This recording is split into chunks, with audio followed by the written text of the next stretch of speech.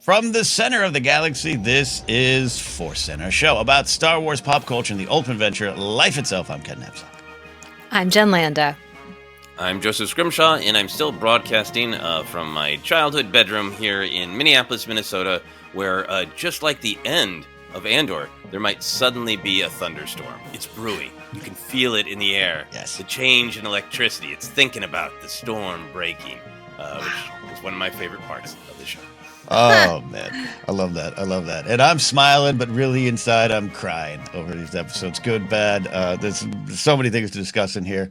We're going to dive into Andor, the themes, the legacy. And yeah, we're probably not even done talking about Andor, right? We're going to be talking about this show for a bit, as all of you out there are as well. So let's dive in. The Andor Report, the final one based on new episodes. Joseph, take us away. You really do have to stop and put some respect on the name to say Andor correctly. Mm-hmm. I find myself accidentally loosening the man's name all the time and calling him Andor. Anyway, very excited about this series finale of Andor. We're going to be discussing Season 2, Episode 10, Make It Stop. Season 2, Episode 11, Messenger. And Season 2, Episode 12, Jedha, Kyber, Urso. All these episodes were written by Tom Bissell and directed by Alonso Rios Palacios. And a little bit of background on these. These are also, once again, some people getting a great shot, I think, at Star Wars, and I think worth celebrating because they are not conventional choices. And I think they both did a fabulous job.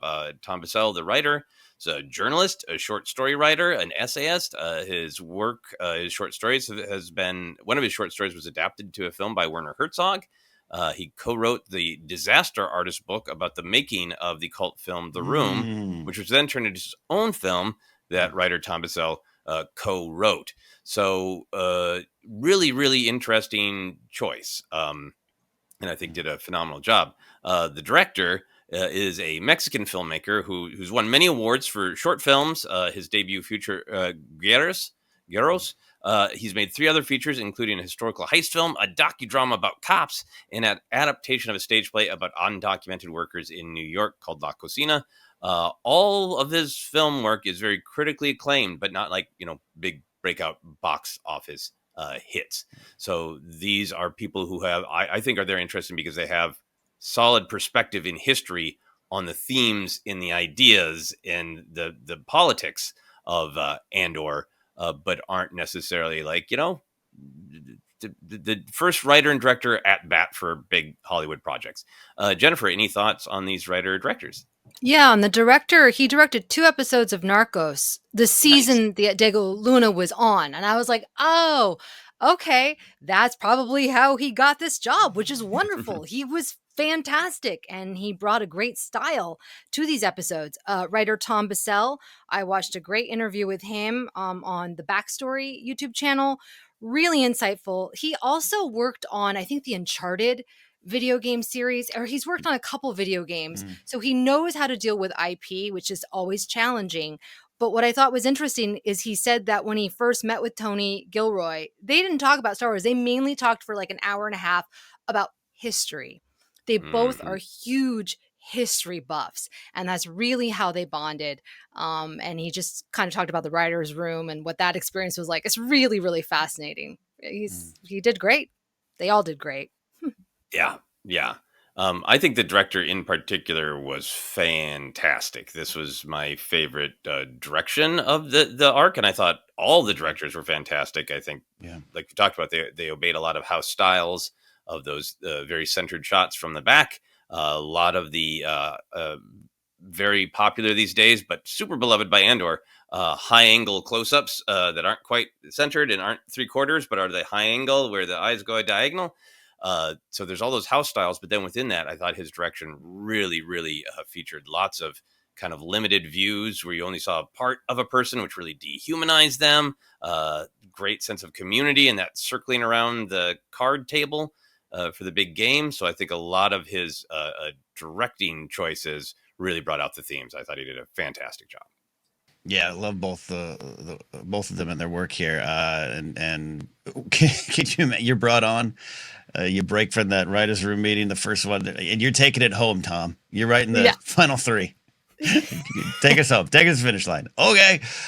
Your director said, yeah, great work. I felt these episodes in a very special way, and love highlighting not only Joseph bringing these new names to Star Wars, even though they've got these wonderful careers, but just seeing the little things that connect them to these stories that have nothing to do with not just Star Wars, but just here's a resume of films and everything. Like, nah, here's their little specialities. It Yes. works so well. Yes. And Jen, with her solid journalistic background, plucking out many important details about who these people are. And that connection to Diego Luna is fantastic. Still got to watch Narcos, damn it. Oh, it's so good. So good. Excellent. Oh, I'm looking forward to it. As soon as I get home, I'll tell my wife, hey, do you want to watch a lot of really depressing television with me? Exactly. All right. Talking about television that may or may not be depressing, depending on our point of view, let's talk about our overall reaction to this big finale. Ken, what was your overall reaction? Devastated in the best of ways, not able to catch my breath in the best of ways, which is normally just how I live my life when I eat. But just, I gotta say, I think these were my 3 favorite episodes, which seems like a cheat. Because this is also wrapping everything up, and you've gone on these journeys, and of course you could have maybe fill more just things, the journeys of all these characters, good and bad.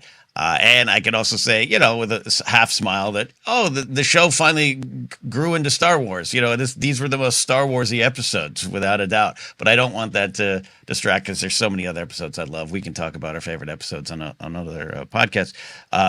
But I just really, really, really, really love these episodes. Love what they made me think. Love the connections. Yes, the recontextualization of Rogue One is present and has been present in the 2 years of the show. But I watched Rogue One before these. I had a miscalculation of my dinner time. So I was like, well, I got an hour. I'm going to watch Rogue One until the show starts. And then I watched it right after, like a lot of people did. And it's not just that it connects. It's just so smooth, and it really, really added to my experience of watching that movie and knowing that movie and loving that movie. So I'm thankful for these episodes for that, but also just thankful how it took it all home and how it made a real big mark in my heart. So loved them. A+, thumbs up. Mm-hmm. Yeah, I love what you're saying about Rogue One. I think the recontextualizing isn't like, surprise, this means something different. It's right. It's almost like, if you normally talk to a friend at a party, but then sometime you talk to them one-on-one for 2 hours and you get to know them and you know their fears, their anxieties. The next time you see them at a party, it's different because you're in their head. And the little bit of Rogue One that I was able to rewatch, that's what I felt, is just like, I just feel so much closer to Cassie, and I feel so much more like that. In that moment, he's channeling what he learned from Luthen. In this moment, he's really fighting for his ideology of, I'm doing all this for personal choice, including my own. How much he cares about other people and his relationship with Jen. Just like, you just feel it more powerfully. So I thought that was fantastic. Jennifer, what was your overall reaction? I too was devastated in the best way. I'm sad that it's over. I only watched it once because it was so emotionally taxing. If I told Ken off air, it felt like a death in the family, and I don't know how to describe it. Like quite frankly, many of these characters died, right? But there also are some characters that live, which is wonderful. But it was really emotional. I thought that for me, episode 10 was the best. Episodes 11 and 12 felt like they were almost like one big episode. It was actually interesting because I looked at the runtime and I'm like, these are the shortest episodes, I think, of the season. And these are the last 2, which did give me a little bit of concern. In the end, I felt like it was tied up well. I too watched Rogue One immediately after, and that was really fun. And it's interesting because Tom Bissell talked about how he found that to be a challenge, knowing where we end up. How do you make that journey interesting in these last episodes? Meanwhile, Tony Gilroy was like, that's knowing the end gives you tremendous freedom and blah, blah, blah. And he loved that. So it's kind of funny how 2 different writers approached it differently. And the 2 of them did work on these episodes together. Mm-hmm. Tony would have the final pass and on all this stuff. But anyways, A+, one of the best TV shows, not just Star Wars, I'd say. There's a lot of great Star Wars TV shows. Mm-hmm. but this was a great TV show, period. Yeah. Yeah. No, I really love these episodes. I know I have been on a soapbox about feeling frustrated with a lot of the streaming shows being trapped somewhere between being films that have been awkwardly broken up into chapters versus trying to be a television show where each episode is a meal unto itself. And I think the first season of Andor, for me, some of the middle arcs suffered from not enough forward plot movement. And this season, it was great to just have the arcs, and I just kind of watched them like they were movies. But these I thought were the best television episodes, like in terms of episodes of television, because that first one of this block, season 10, with Luthen's death and Clea, felt so complete. It's like that's what I want every episode of Star Wars television to feel like, that it's part of the whole, but it is a chapter onto itself. It's like the old naming convention of Friends. It's like the one where we finally learn about Clea and that we know what that one is, you know? And then the second to last episode had actually incredibly successful cliffhanger. Instead of the sometimes like awkward, will Cassian do his homework before the Aldani raid cliffhanger that we sometimes kvetch about, that was fabulous. So I thought these were great television episodes, as well as this great like big meal to finish Andor. There were definitely things that devastated me and things that were devastating about these 3 episodes. But I think what I appreciated more than anything is it felt like this journey toward hope, that everybody's been through hell and that is necessary for rebellion. But this arc felt like this is about building from darkness to a sliver of hope, and how fragile that sliver is, and how individuals have to actively choose to keep that sliver of hope alive. But there's so many elements of it that to me felt hopeful. The community on Yavin, Clea's journey from utter darkness to a sliver of hope. Cassian lives on, and so does Bix and B2 Emo, and the rebellion is heading in the right direction. You know, it's not fully resolved because we know what happens in Rogue One, but I think that's how they stuck the landing of like, narratively, this has to be a little incomplete. It feels complete, I think, because of ending on Bix and B2 Emo, but it is a prequel to a prequel. So how do you make this feel like its own complete meal? And I think that's kind of, in terms of emotion, how they did it for me. They said, we are on the doorstep of hope. And all of these people made all these sacrifices. In particular, Luthen is celebrated. Luthen pushed all of these good things away to accomplish this. He pushed away connection, trust, hope, happiness. And all of those things are emerging now. And the fact that the final theme, the credits ended in the thrilling, bombastic, hopeful Star Wars theme, like that wasn't just like, hey, Vader breathes at the end of Phantom Menace. It was like Luthen sacrificed all of that to get us to that feeling of a film called A New Hope. So I felt strangely energized and positive about these episodes, even though there was devastating stuff. Don't feel hopeful about poor Dedra. Felt bad for the fascists in the end, but there's so much about it that to me was hopeful. Ken, do you feel like how do you feel about hope? No, it worked. And the music choice at the end, which I had the first viewing, I'd stopped the credits. I listened for a while. I not that I expected an end credit thing, and then I got told later on, just on social media, stay to the end. And I was like, oh, when Nick Fury shows up, I got to watch this. And then the music, and I think that was really effective and emotional. There's Jen and I were talking off air. We're both going through some seasons of change in our life, and I think there was the death of that era. Ending with Bix, the choice to end Bix with Bix and B2 Emo, by the way.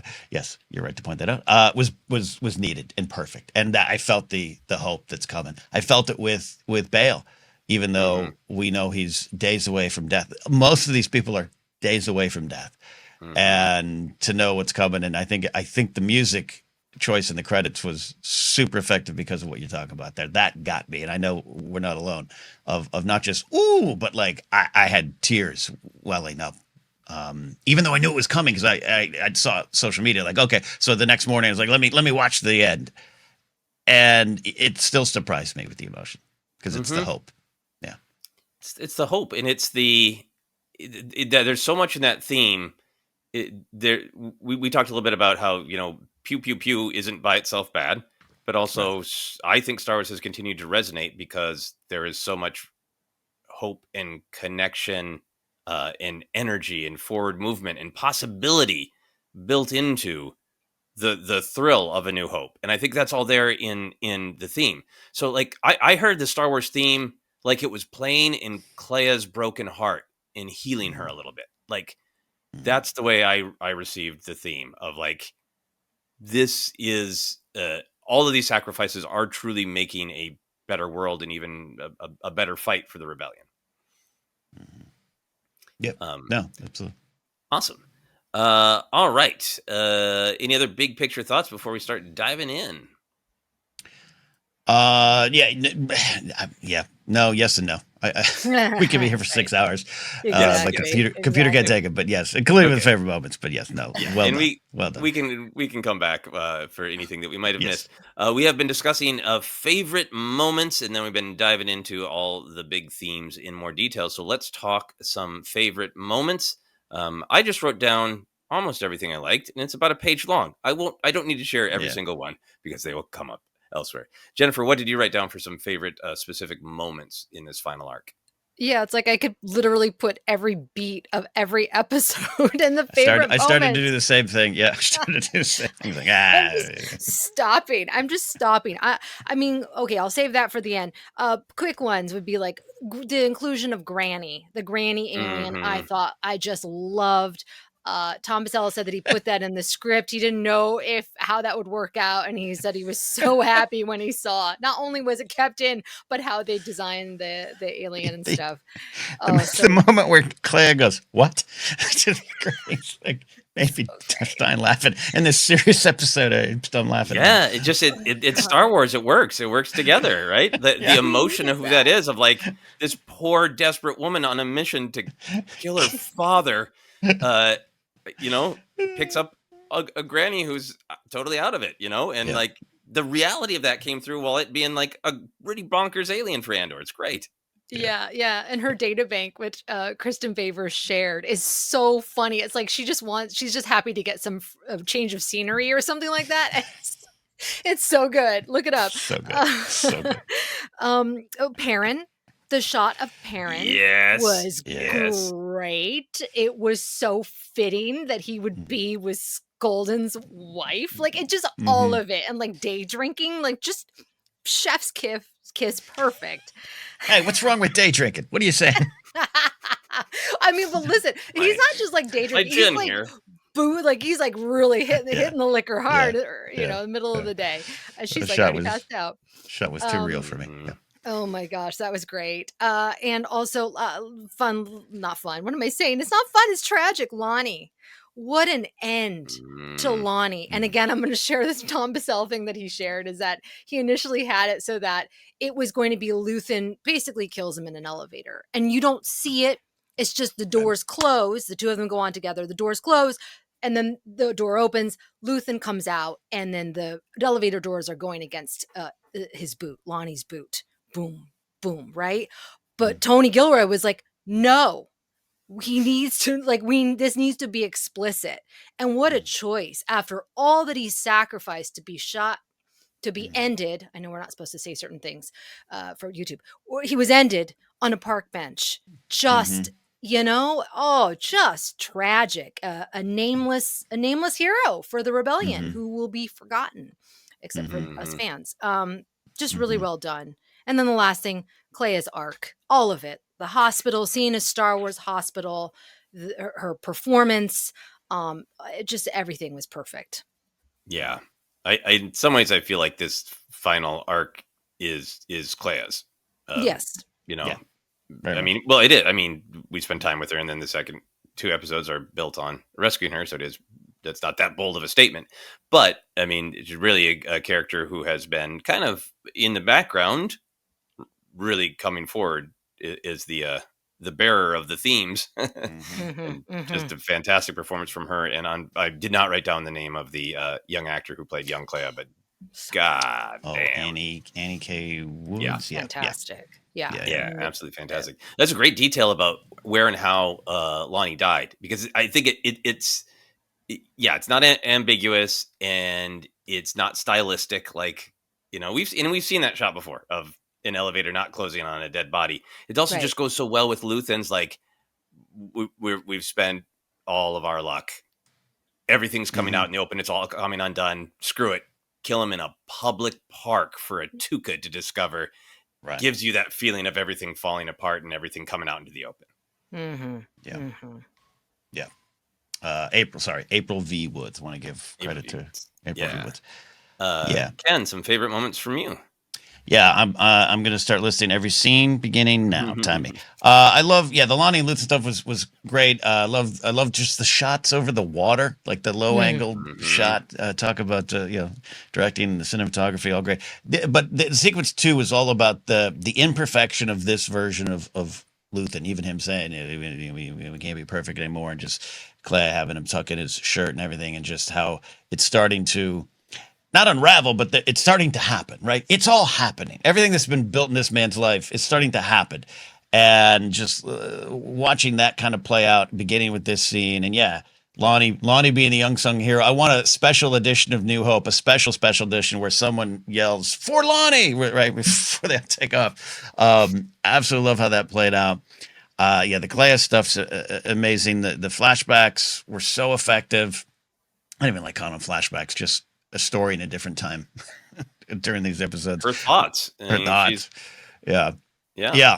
I just loved how it played out. And I agree with you, especially when we talk about themes, but Clea kind of, would you say that the bearer of the themes? Like she's Samwise or Frodo taking the themes to Mordor, but just everything through her eyes. The flashback's so effective, more than just, we got the answers of Luthen, but just how it played out, and Sergeant Lear, who he was then, and going to what I believe was Naboo. If it wasn't Naboo, I'm calling it Mabu, because it was essentially Naboo in my mind.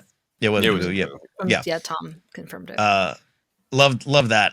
But some other moments, the Dedra finally getting to access, and it will be part of the themes and ideas discussion, but as Tony has said in a few interviews, fascism swallows everyone, including those that build it. It's a pyramid scheme to the top. The moments where she just thinks she's got it. She's finally got it, and it's slipping away. The moments with Leo Partagaz and Orson Krennic. I've always find it tough to discuss these, because it sounds like I'm infusing empathy into these essentially monstrous men. But it played out so well, from the little details of "I can't protect you, Leo," which speaks to their history, which is not necessarily always in simpatico, but it's their history, their journey, and along the way, Partagaz has these "it's unraveling for him too" moments. So there's when Lonnie's dead, like, what? And then along the way, just the little eyes, and I can't, the text saying, "I can't send anybody because they're all out searching for this diseased woman that you essentially called for."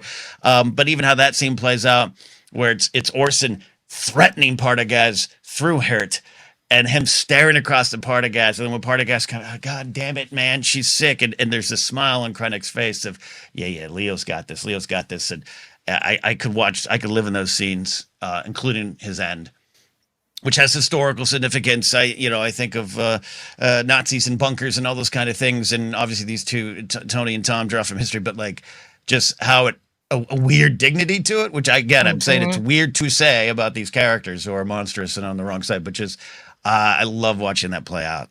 Some of my favorite stuff. I could go on and on and on, of course, but Krennic and Dedra, that finger point on her head. Can I just interject about Partagaz real quick? Yeah. Yeah, and we can talk more about Partagaz and Dedra, and why I think that they speak to us in some ways. But what I loved about Partagaz is how much we saw Krennic more through him. Like we've always known that Krennic is just sort of a middle manager, literally, in the cat of the smoke. He wants to be seated closer to power, literally, at a business meeting. he just wants, he's a middle manager. He's all eloquent bluster with almost no meaning. And I love that scene between him and Hirt and Partagas makes Krennic look like a buffoon because he's just saying eloquent threats of how much trouble people are going to be in unless they save his ass. And then Partagas comes up with an actual smart take. And one of my favorite lines, Krennic says, "There it is. What are you still doing here?" It was just kind of a perfect picture of like authoritarian, fear-based bluster. Within horrible authoritarian regimes, there's all this fear. And every once in a while, there's an actual smart person like Partagas facilitating it. And so I thought that was fabulous. Yeah, no, Krennic, again, days away from death. All these characters, days away from death, and knowing what's coming, I think adds to the story. It's one of those things. Remember when this show was launched? Do we need this? Who asked for this? It's like, here's the answer to that. I put Clea to Granny What as literally, I think, my favorite line the entire 2 years of this season. We'll get to some of the Clea stuff. I loved the Vel and Clea scene. I thought it was so wonderful. The I have friends everywhere. You're here with friends moment really brought a lot home. But smaller moments, I loved after hearing, for a couple weeks now of, Bix leaves and Cassian's house turns into a frat party. It actually was it played out even deeper than that. Them playing that card game and spending time with it. Knowing that all three of these characters, woman's first, again, about to die for the ultimate sacrifice, but to see that connection, you only had so much time. We didn't have a year with them on Yavin. I wish we could get a spin-off just called Yavin, and I would just live in that year. I would live in that year. But I just love watching them. It was fun. It was K2S was hilarious for all this, and we love K2 and all those kind of things, but it was really effective stuff, and beyond just plot. Hey, they're boys. They're the boys hanging out. It just was a true connection. Love a lot of that stuff. I'll pass the baton. There's so much. Yeah, the card game was definitely on my list. I've been so moved by Yavin and the picture that, like, there's how should the rebellion be fought? Should it be fought with hope and connection? That, but also just like all of these ragtag people who've been through hell get to actually have a better life on Yavin. They're like they actually get community and Revnog and jokes. Is so good. Yep. Couple very specific beats for me. I loved Luthen and Dedra's confrontation in his shop in the game. But once the game is up, him saying there's a whole galaxy out there waiting to disgust you.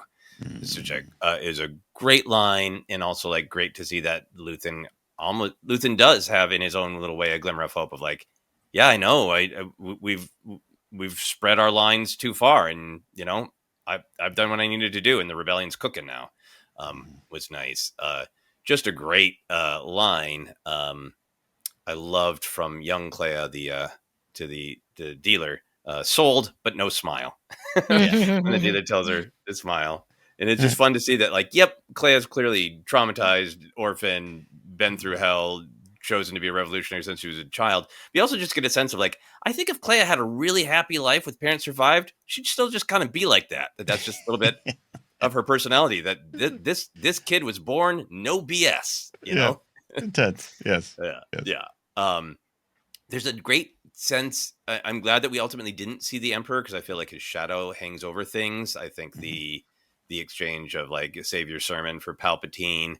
It's very funny interaction when K2S was talking about Melshi having never been on Coruscant, and then he was in a parade, and the delivery on the Emperor was there was really, really funny. But also like K2S has now become so human that even he is like, oh my God, I was in his presence. I was in the monster's presence. Like such a great beat that functions on multiple levels. Military parades and all. Yep. And speaking of happy things, I loved the whole scene with Krennic in Dedra and the finger point with the big boom and the soundtrack on her head was fantastic. But when he throws her down and says, basically, we'll try to get along without you. And then she's in that window watching a bunch of men gather after she's the smart one who did the work. I thought was really painful, but really brought it back to our introduction of Dedra, where there was this sort of sense of sexism, that she's not being appreciated in the ISB. I thought it was great to bring that hell back to her. K2 also had a million zingers. I hear the Revnog talking. Mm-hmm. It was Mhm. great. Mothma's sigh after talking to Saw. I think Genevieve O'Reilly is a fantastic actor, but I think she sighs better than almost any actor I've ever seen. And I think, many people have many strong opinions about the portrait of infighting within people opposing authoritarianism. But that sigh, I just really related to Mothma's sigh after talking to Saw, of just like, we're on the same side. Why does this have to be this difficult? Is really powerful. Final one that I wanted to shout out, because other ones will pop up as we talk about themes. I really did love Bale saying, "May the Force be with you, Captain," to Andor. I think not only that there's this sort of thematic connection of the idea of the Force has been creeping in, but that's kind of been built into Star Wars since the first film, that the rebels in charge believe in the Force. They're not like, oh, Luke's here and we tested his blood, so let's start talking up the Force. Like, they're believers in the Force. Dodonna says he's the first, right? He's says, the first. Yeah. Right? Yeah. So I think reattaching that, like, this alliance is built on many things. And one of them is the belief that this, thing that you're not allowed to speak about, the Jedi and the Force anymore, is real and matters. I thought that was powerful. Yeah, I love that moment, and I say this. I just say this. I'll say how I think the show at times does Bale a little dirty, but I don't have a problem with that. I kind of like it in terms of the Star Wars discussion. I think I have a lot of thoughts on him and love this character and love Benjamin Bratt as him as well. Though we do miss Jimmy Smits, but I really love that final scene with him. Yes, we know what happens. We know he's, again, days away. I could just title this episode "Days Away from Dying," but the use of "May the Force be with you, Captain" it was powerful. Loved it, and it changed me from going, all right, they know who this character is. They got this character. They just had an interesting path to it sometimes with him. Yeah, I think so. I'd be happy to discuss that in greater depth. Any other favorite moments that you wanted to share, Jennifer? Oh my gosh. No, the Mothma sighs are really interesting, because one of the things that I was taught is to not sigh, because it will exhale your energy. But she does it in a way that's very deliberate. It is a choice. It's not an actor. It's not an actor who's like releasing the whatever's going on with him. It is the character's choice. The feeling this is organic from her character. And I love that. And she's like an exasperated parent in that moment. It just cracked me up. Like when you're dealing with your tween or your teenager, and it's like, oh,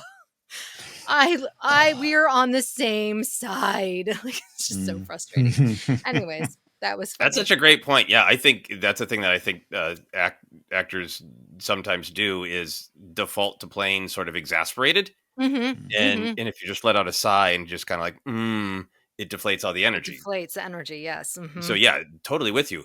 But I love that Mon Mothma delivers, Genevieve O'Reilly delivers the sighs like they are monologues, right? It's a sigh so she doesn't scream. And like, it's like a little asterisk of like, everybody knows what I want to say. I'm not going to say it again, but I'm just going to sigh in a way that tells you I would like to go on my rant again. It's there's so much in it. Rant, yeah. Yes. Yeah. It's like a pregnant pause. It's like it's filled with so much. Those sighs. Yep. And in that sighs, like, and I heard my husband's shacking up with Dave Scaldon's wife too. Seems about right. So happy for that. I would have been upset if we hadn't had some parent closure. So I agree with that. Thrilled with that. All right, let's dive into the big picture themes, like we've been doing on these last couple episodes. I will kind of lead us through, and we'll discuss specific themes, but arcs and characters as we go. And as we get through the themes that I wrote down, I'll also check in with you both to make sure that we didn't miss anything important or any insights that you have that we haven't talked about. So for me, I think these three arcs followed up on a lot of the themes that we've been talking about of trust and the balance between the personal versus the cause. Certainly the idea of sacrifice. I thought it kind of dove into those things from some different angles. But big picture, I think why I was devastated by things that happened in these episodes, and I was sad for the people who die and who are going to die and went through hell. But I think the big thematic of it felt like these episodes are about coming out of the darkness and the horror that we've largely lived in building to the rebellion that's based on hope and connection and community and joy. And in particular, these 3 episodes really laser focused not on how that journey from darkness to hope doesn't just happen. It's not a natural evolution. It's active choices of individuals to say, I'm going to choose to fight.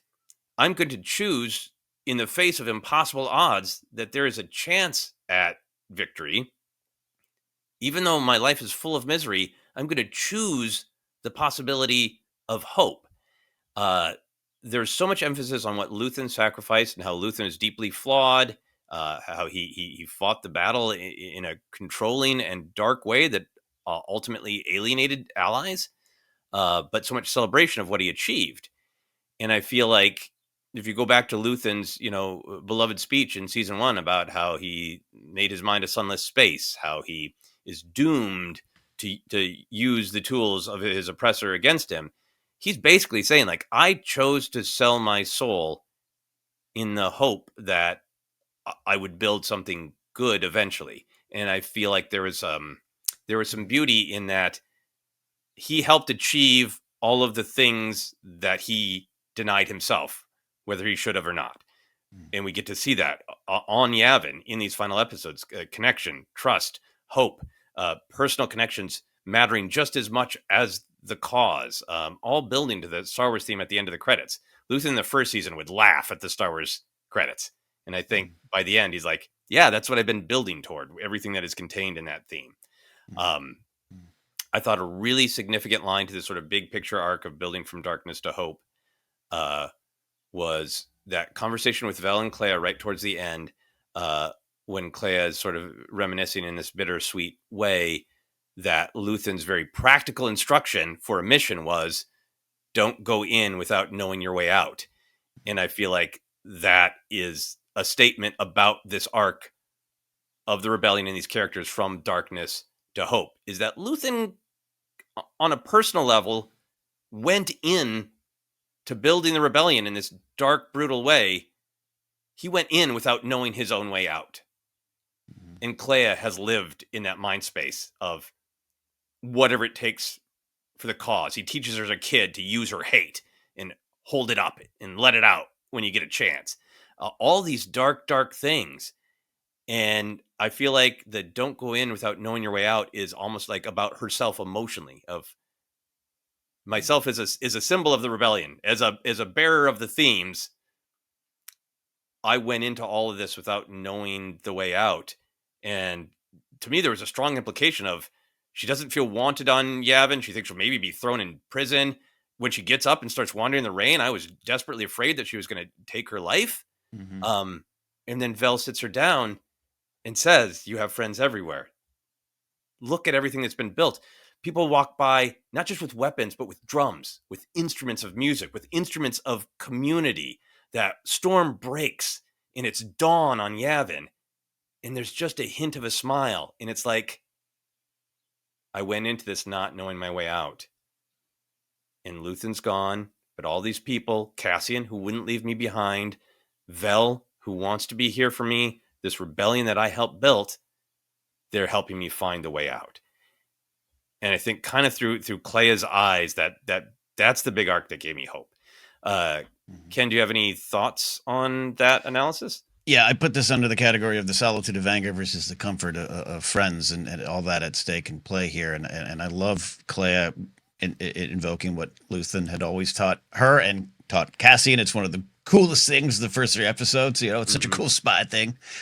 Always know your way out. Like, that's cool and that's good and it makes sense. But her just literally going, I no longer know where I am. I don't know where I am, and that's answered by the I have friends everywhere. You're here with friends. Loved it. And even that moment that sets it up, there's a moment of, I did what I had to do. We always did what we had to do. And I'm paraphrasing, but Vel having it gets tiring saying that, huh? And I think you're right that everything at stake with the storm breaking and the smile and Clea getting up, and maybe they could dial a destiny too. Quite frankly, of her on Coruscant being basically saying, "It's all done. We're here. I'm in the safe house. Let's who knows? She's gonna fight her way out, die, jump. Who knows?" But Cassian kind of being like, there is purpose beyond this. I thought it was done. You said you were done. You said it was wrong. Like we got purpose beyond this, and hitting this bottom to be built back up by the people around her and getting it. And that line, all you know now is how much you hate. You bank that, you hide that to keep it alive until you know what to do with it. That's gonna be a great line. I think a lot of people are gonna quote that, and unfortunately, I think a lot of people are gonna think that's the end of the journey. Luthen's got a lot of great inspirational speeches, but there's a lot more to those stories. Clea's representing that. I think this connects too with one of my favorite moments. We champion Forrest Whitaker when we can. I think one of his finest little acting performances is his last looking out at the Star Destroyer over Jeddah. And I think I read it. It's open to interpretation, but I read it him. It's not just that he's thinking about his sister, not the Rhydonian, but like he's thinking of Andor. He's thinking of his whole path. Thinking of everything he's tried to accomplish, and he's alone. He's alone up there, and I think he feels it, and he's paranoid. And that connects to me emotionally, spiritually connects with Tivik. One of Tivik's first words in Rogue One is, "Us, right? There's spies everywhere." There's that feeling of like you have to be alone, like we can't trust anyone, and how cold that is, how cold Saw looks. How forlorn, and then that connects to me too, where he finally, I'm not running anymore. Keep the dream alive, Jen. Save the rebellion. I think that goes along with the Star Wars ultimately being a story of hope. Even as bitter and as angry, justifiably, a character as Saw is, he doesn't yell out, "Kill them all for me, Jin, my sort of spiritual daughter." He says a message of hope and continuity and legacy. Yeah. Save the dream, save the rebellion, save the dream. Save the dream is not usually a thing shouted by people who are dominated only by darkness and anger. It's about a person who's pushing past it.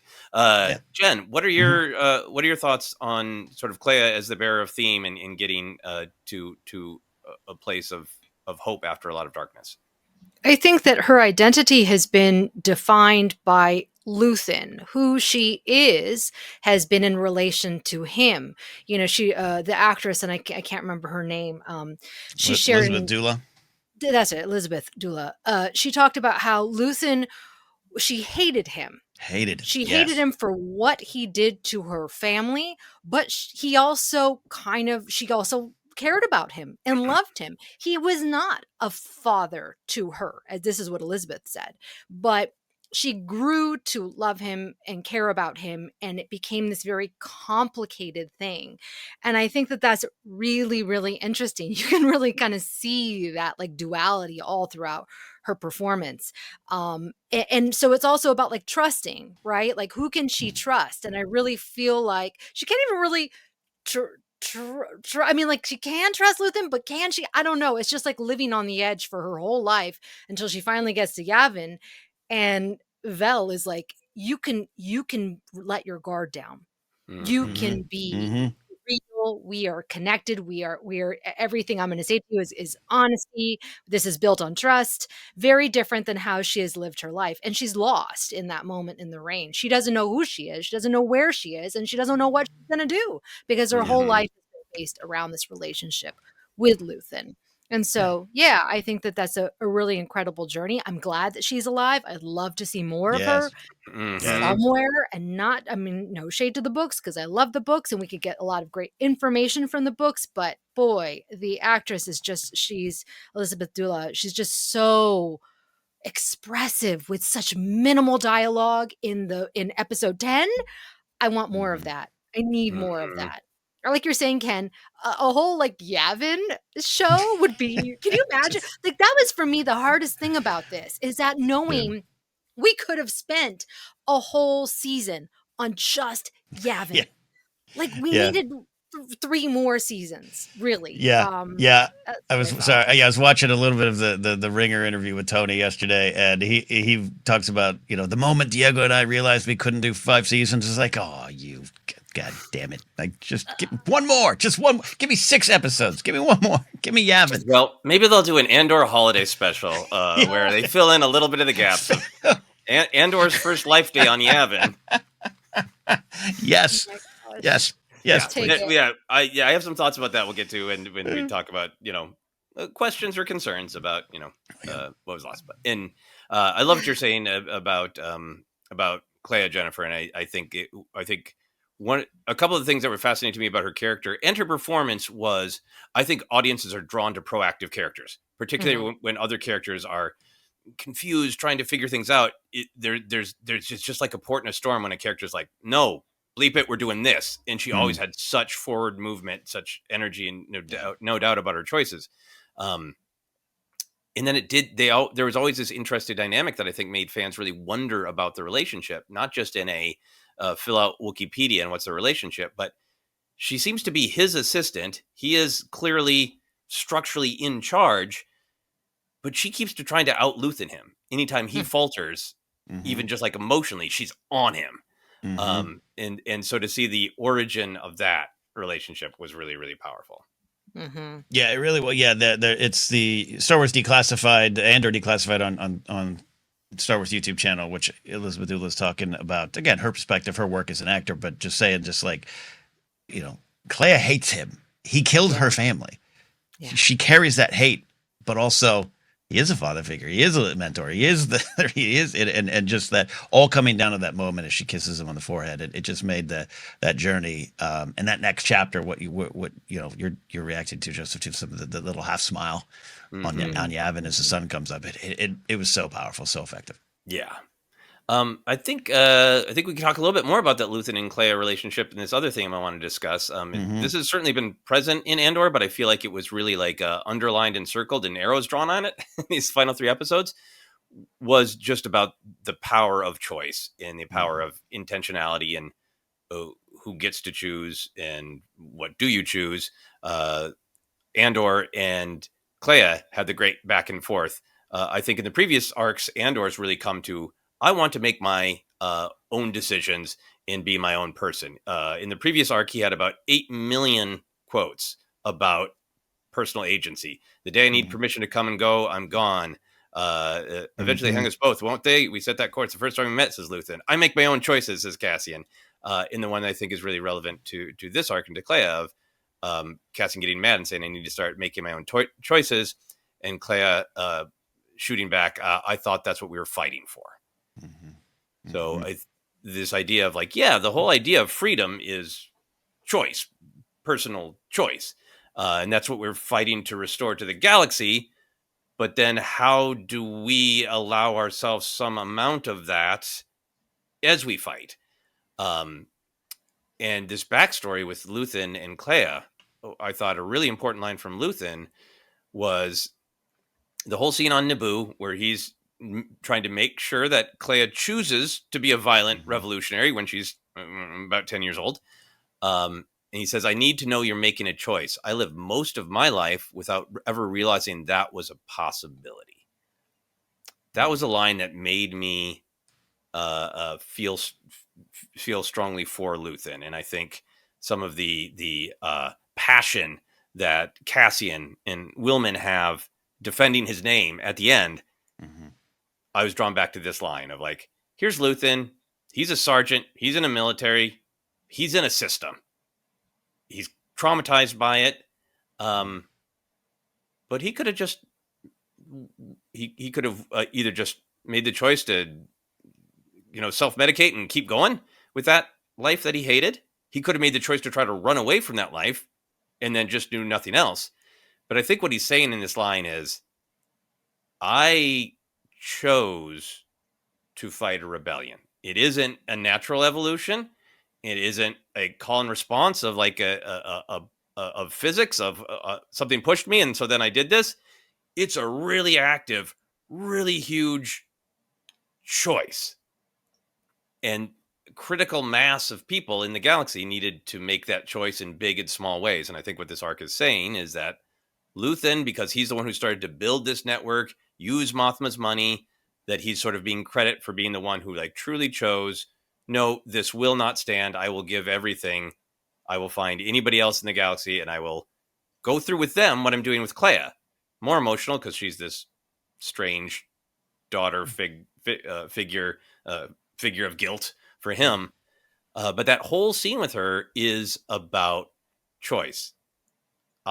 In the complexity of Luthen, is like, on one hand, Clea, I want you to look me in the eyes and acknowledge that you're choosing a life of dedication to the cause and a life of violence, and accepting that we're going to lose and we're going to lose and we're going to lose before we win. And it's a long fight and all these things.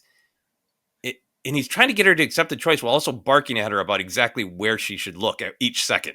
And it's this sort of great conundrum of Luthen. And I think Clea takes it on too, of like, we are fighting to give the entire galaxy the power of choice back. We are patting ourselves on the back for having the bravery, and it is bravery, to make the choice to be revolutionaries. And then the way that we conduct that revolution, we're going to constantly take people's choice away.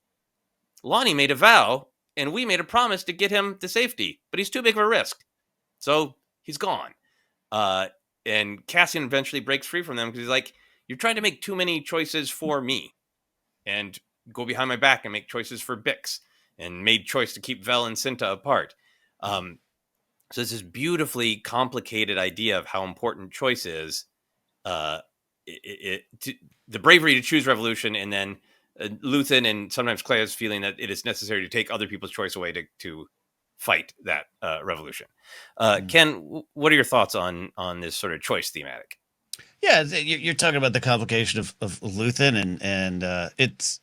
I'll just be honest. Like I think I've been on the opposite side of a lot of people in the space of Luthen being just this pure hero figure, and I know maybe you have as well, right? And these episodes were wonderfully conflicted for me, where a lot of times everyone is yelling, you know, we all have this because of Luthen. I'm like, well, Champ Syndulla would like to talk to you. The Bad Batch would like to talk to you. Omega would like to talk to you. There's a lot of people who like to talk to you, including Mon Mothma. But I think that scene on Naboo is one of my favorite in the show for all the reasons you're talking about, Joseph. It is their relationship. It is Luthen's view.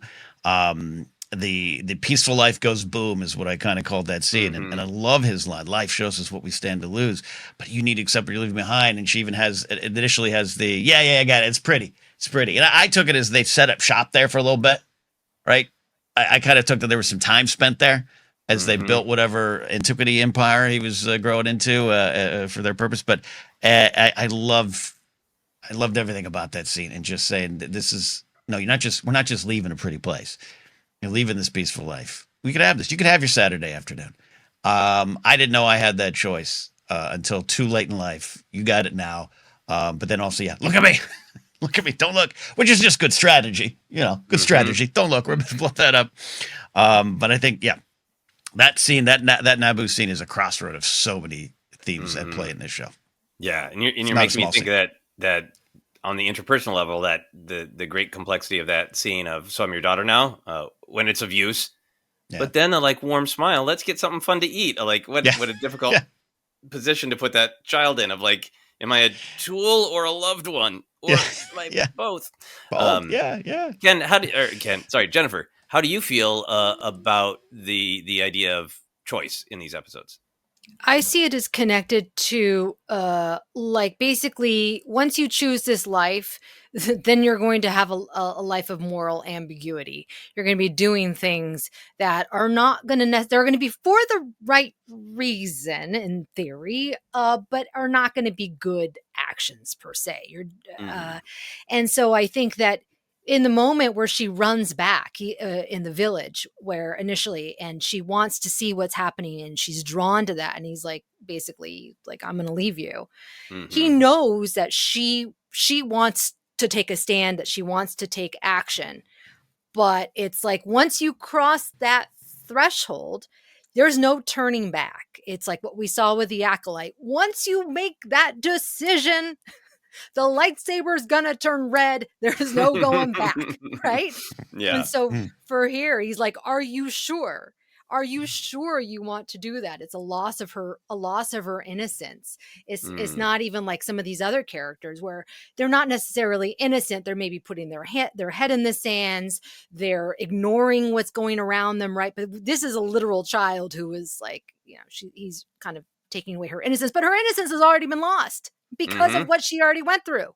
So it's kind of the perfect relationship. And it reminded me, what was that movie? The Professional with Natalie Portman. I've never seen that. Yeah, but Jean Reno. Yeah. It's kind of felt a little bit like that.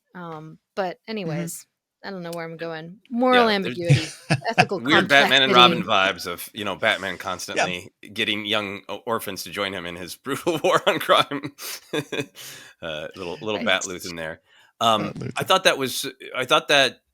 think moral ambiguity is totally true. Of like, can you hold these two ideas? Do you want to live a life where you're holding these two ideas of we're fighting to restore a world where everybody can be as peaceful and happy as these rich people on Palpatine's homeworld of Naboo.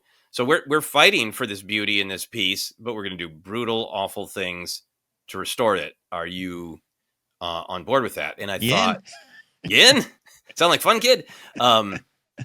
Everything about the end of their relationship, Clea, wanting to be the one who goes and destroys the evidence at the shop, and Luthen maybe doing the most actually fatherly thing he's done of like, no way, I'm doing it. Everything's very plot based of, the Luthen can't let himself get into the hands of the Empire. He knows too much. So he stabs himself. And so Clea, a super spy, needs to make sure that she finishes the job. It all makes sense from a plot perspective, but with the added knowledge of this sort of idea of choice, I thought it's really powerful. That is the end of this journey with them of Luthen makes a violent, brutal choice to take his own life. And the last thing Clea does is validate that choice of, I know more than anything, this weird, tortured father figure, what he would want me to do is validate his choice by finishing the job. If you didn't have that complexity, it would still be like sad and it would make sense from a plot perspective. I love that Andor exists in a reality where there's no cool holding out from torture. If the Empire gets you, they're going to find things out. That's it. And proceeds from that perspective of truth.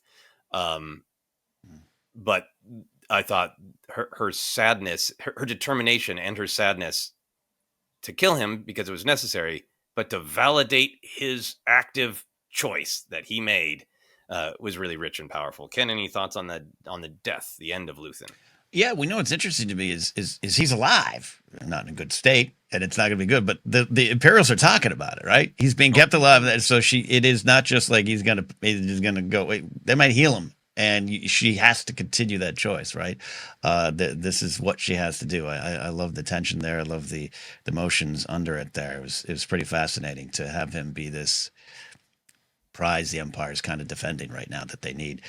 In terms of the choice too, one thing I put down the idea of the chaos of freedom, and choice is, choice is an open road, man, right? And to see the oppressors, and I do want to talk about the builders of oppression getting swallowed up at some point, but just to see how they all react to it. That line you highlighted, there's a whole lot of the entire galaxy waiting to discuss you. But the wonderful choice to bring Alex Lothar's words back as Nemec and have Partagast be the one listening to it, and his reaction to it, so beautiful. It just keeps spreading, and he doesn't have this. He's not angry. He's not. Wait, he's got a point. He's frightened. They're all frightened by this. They're frightened by the chaos of freedom, and the chaos of choice, because you can't control choice, right? You can't. I can't control what you're going to say, Jen. Nothing. You don't. We can't. And how that's being what they're fighting for. And how that even makes you think of the attachment issues in Star Wars, and then it gets an old Jedi conversation that I don't want to get to, but just that, being able to let go, man, and how the dark side doesn't want to let go. To see what you're talking about, the battle, the confirmation of choice. And on the other side, it's this chaos of freedom. even Dedra has that thing. Oh, look at this peaceful place you built here under the protection we provide you. Mm-hmm. So I love how they play it out. Yeah, no, and she invokes the word chaos. You go around spreading chaos, and yeah. Jen, any thoughts or reactions to Luthen's end, the way his story ended, and what it meant to you? I thought that it was interesting because when she was going up there, I'm like, is she going to try and take him out and get him, like, wheel him out? Right. Right? I really didn't know where she was going with it. And Tom Bissell, writer Tom Bissell, said that he learned something from Tony Gilroy, which I think is so fascinating. He said, plot is what happens when you get the behavior right. And that you're talking about choice. We're talking about what would these characters choose to do. Luthen chose to die. And she knows that. That is when you're getting the behavior of these two characters, their relationship, and the plot takes care of itself. And it's like, oh, right. Of course, it's so much more interesting as opposed to just like, okay, this is going to happen, this is going to happen. And that's what a lot of, a lot of people, when they have criticisms, they're like, well, I would have this plot different. It's like, yeah, okay, that's just empty. Is not driven by these characters and the backstory, the flashbacks that we get of their relationship adds to the tension when she is in that hospital. We get her motivation. It's not just some convenient plot to get things going, right? It's because of her relationship with Luthen. It's just so freaking well done. I mean, this is like a masterclass in writing and directing and like how to run a show. Like, it's just, oh gosh, it's just like, it's perfection. It really is. I think it's I think that's why I sometimes say it's fun to break apart the themes and really try to like identify them, and here's some supporting evidence. But when something's really well written, we just feel it. And even if you couldn't ever put it into words, a viewer feels all those things. That feels the truth of that, of like, yeah, of course, this is how she respects him. This is how she honors him, know? Right. If he was, if he was able to speak and she was in that hallway, he'd be like, move, kill me. you know?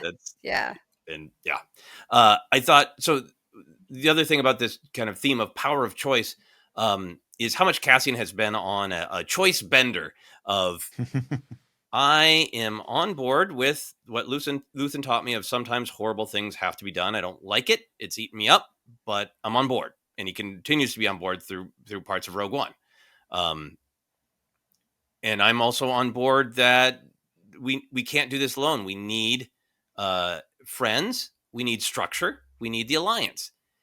So I've learned things from all of my mentors. I follow the philosophy of Luthen. I follow the philosophy of Mothma.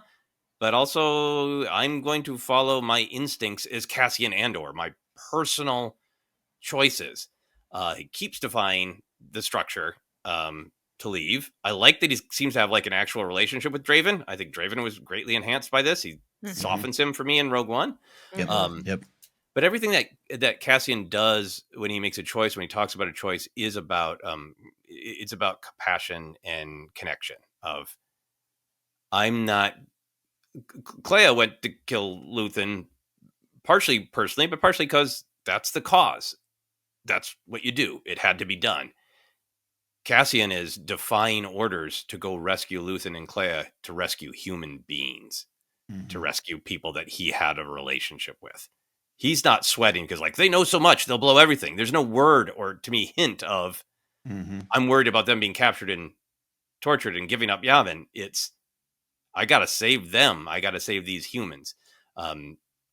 Again, having that he has that revisit of the choice conversation with Clea and saying he respects and honors Luthen, but he made the right choice to be on Yavin. This is the right way to fight, and he chose that. And I think that long walk that he does to his ship at the very end, I think that's part of what gives the show closure, is his clarity on, well, sometimes I'm going to choose the Luthen way, sometimes I'm going to choose the Mothma way, and in the way I prosecute this rebellion. But I'm going to be honest to myself, and I'm going to listen to Cassian Andor. In that nod to the Force healer, to me, it isn't about destiny of like, fate has a plan for you. It's it's his choices that are bringing him to that destiny. It's who he is as a person that is bringing him to the destiny. The choice comes first to me, and then the Force healer senses it, and it feels like destiny, but it's destiny that has been built on all of Cassian's choices. And so that was another moment that made me feel like this is all moving toward a feeling of hope, and a feeling toward, if Luthen and Clea did it 1,000 terrible things and made other people do 1,000 terrible things to restore choice, then I'm going to honor them by actually using mine. So I thought how clear Cassian is about my personal agency matters was one of the things that was powerful about these final arcs. Jen, how do you feel about Cassian's perspective, how he is navigating his way through the rebellion, being kind of defiant? I think interesting as you're mentioning this, I think of No Troll Left Behind. There were moments where these characters would go back. Wilman, for example, and I said out loud when we were going through that episode, I'm like, he's dead. Don't do it. Don't go back. You're gonna die, buddy. Like, what are you thinking? Leave. Right? I was literally yelling at my computer, and they proved me wrong. He lived. He rescued Cassian with Clea. Obviously, I would hope that she would have been saved and rescued. He went back for her. Everyone's like, don't do it. This you have an order. Do not go back. Clea risked her life to go back for Luthen. I think that's such an important message, to not discard people just because it really does seem hopeless, right? The odds are against them, and it goes against perhaps like a more rational or droid like nature, where it's like, don't never tell me the odds, right? But it's like they all kind of defied that because of these relationships and the importance of not leaving their trolls behind. You guys don't know that. It's because I've been in a trolls kick with my kids. Oh my gosh. I would like to see a dub of Andor where they're just constantly talking about trolls. Like, I'm not leaving here without you, Clea. And your trolls. Luthen had a very impressive collection. Trolls. Watch the Trolls 3 band back together, whatever. It's really good. Tony Gilroy wrote that one too, right? Yep. Tony Gilroy never imagined how Trolls and Cassian would come together. The crossover no one expected. Now I want to hear the Tony Gilroy interviews where he's leaning back. He's like, I've always been a really big fan of trolls. I'd read about them, but I didn't ever think I'd get a chance to do a definitive piece about trolls. So moving on a little bit, all these themes kind of overlap. But I want to pull out something that you had started talking about, Ken, and I think it's a little bit of the difference between what happens to our heroes in the rebellion and our the people we meet in the Empire. But it's also kind of, I think, about why we like Dedra and Partagas up to a point. I feel like these episodes really followed through on the classic Star Wars theme of, you know, the rigid and the mechanical and the controlling versus the free and the flowing and the organic. But in particular, not in a really just in a grounded human way, that everything in Andor, when it showed us characters, valued characters, following their human instinct and building on their life experiences, and not just following a rigid playbook. Both Bail and Luthen complain at Cassian that he's violating every rule that we live by. And there's a lot of that sense of choice, but big picture, I feel like we're shown that the rebels are valuable because of their life experience. The Imperials are cogs in a machine that can be replaced and do get replaced by the end of Andor. There's a lot in these final episodes that emphasize legacy, Luthen's legacy of choices and sacrifices. How much they honor his building of the rebellion is perhaps the least subtle that the show Andor has ever been, with multiple characters yelling it.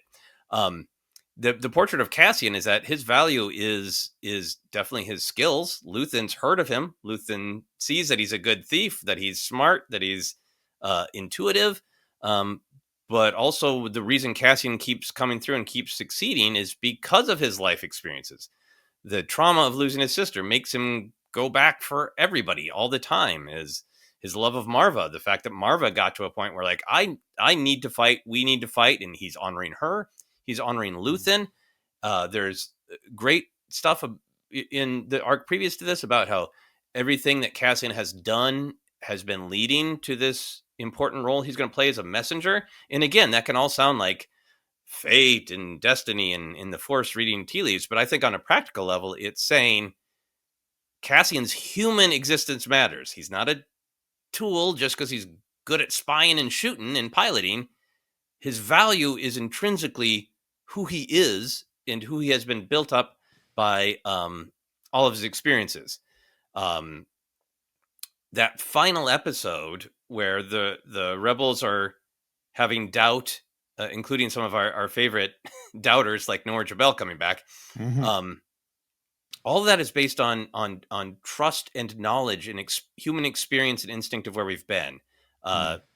Cassian says to Bail, I have to disagree. It's everything I know about Luthen that makes me believe this is real. He says Clea wouldn't lie about it. It's all about human instinct experience building you up. Mothma verifies her instinct by sending her cousin to have a personal human interaction with Cassian. We see Clea build on everything that Luthen taught her. We see K2SO's growing humanity is another point on this theme. Melshi's great quote to him: "Humans, K, you never know what they're gonna do." So you got all that great stuff with the rebels, and we have a portrait of the Empire that is, of course, all based on fear. We get to see the barking order of Dedra's under Partagas, under Krennic, under Vader, under Palpatine, and it's all fear-based being passed up the chain. But this plot unfolded the way it did in Andor because of Dedra's passion, intuition, and humanity. They talked multiple times about how she broke rules because she was on a personal, human level obsessed with figuring out Axis, with figuring out what's going on to the rebels. You go back to those original episodes where we're meeting Dedra, and she's the one who's like, we're not supposed to correlate these bits of information, but I, in this human, intuitive way, have correlated these pieces of information, and am going to risk myself. When here it comes to her for advice, he says, you know them, how they think, where they've been. She's not a machine. She's not a cog. She's succeeding because she's human. Same thing with Partagas. He's doing terrible things, but he's clearly much smarter and understands the big picture more than everybody else. So I think we're drawn to Partagas and Dedra because they function within a rigid authoritarian government with more humanity and intuition. Ken, what do you think about this sort of contrast of how human instinct and experience informs both the rebels and the Imperials we spend time with? Yeah, no, I think you're right there, and this idea of these are the people getting swallowed up in the pyramid scheme that all leads up to Sheev at the top. It's all for him, anyways, right? And I think it's great that you go back to the beginning. If they had listened to Dedra, this would be over, right? It'd be over. They'd done it right. That's why we root for her. And they obviously that by this point the actors and the creators have said, yeah, that was intentional, right? Was it good? We pulled you in with her. But I love that you're taking it to the end of her run there.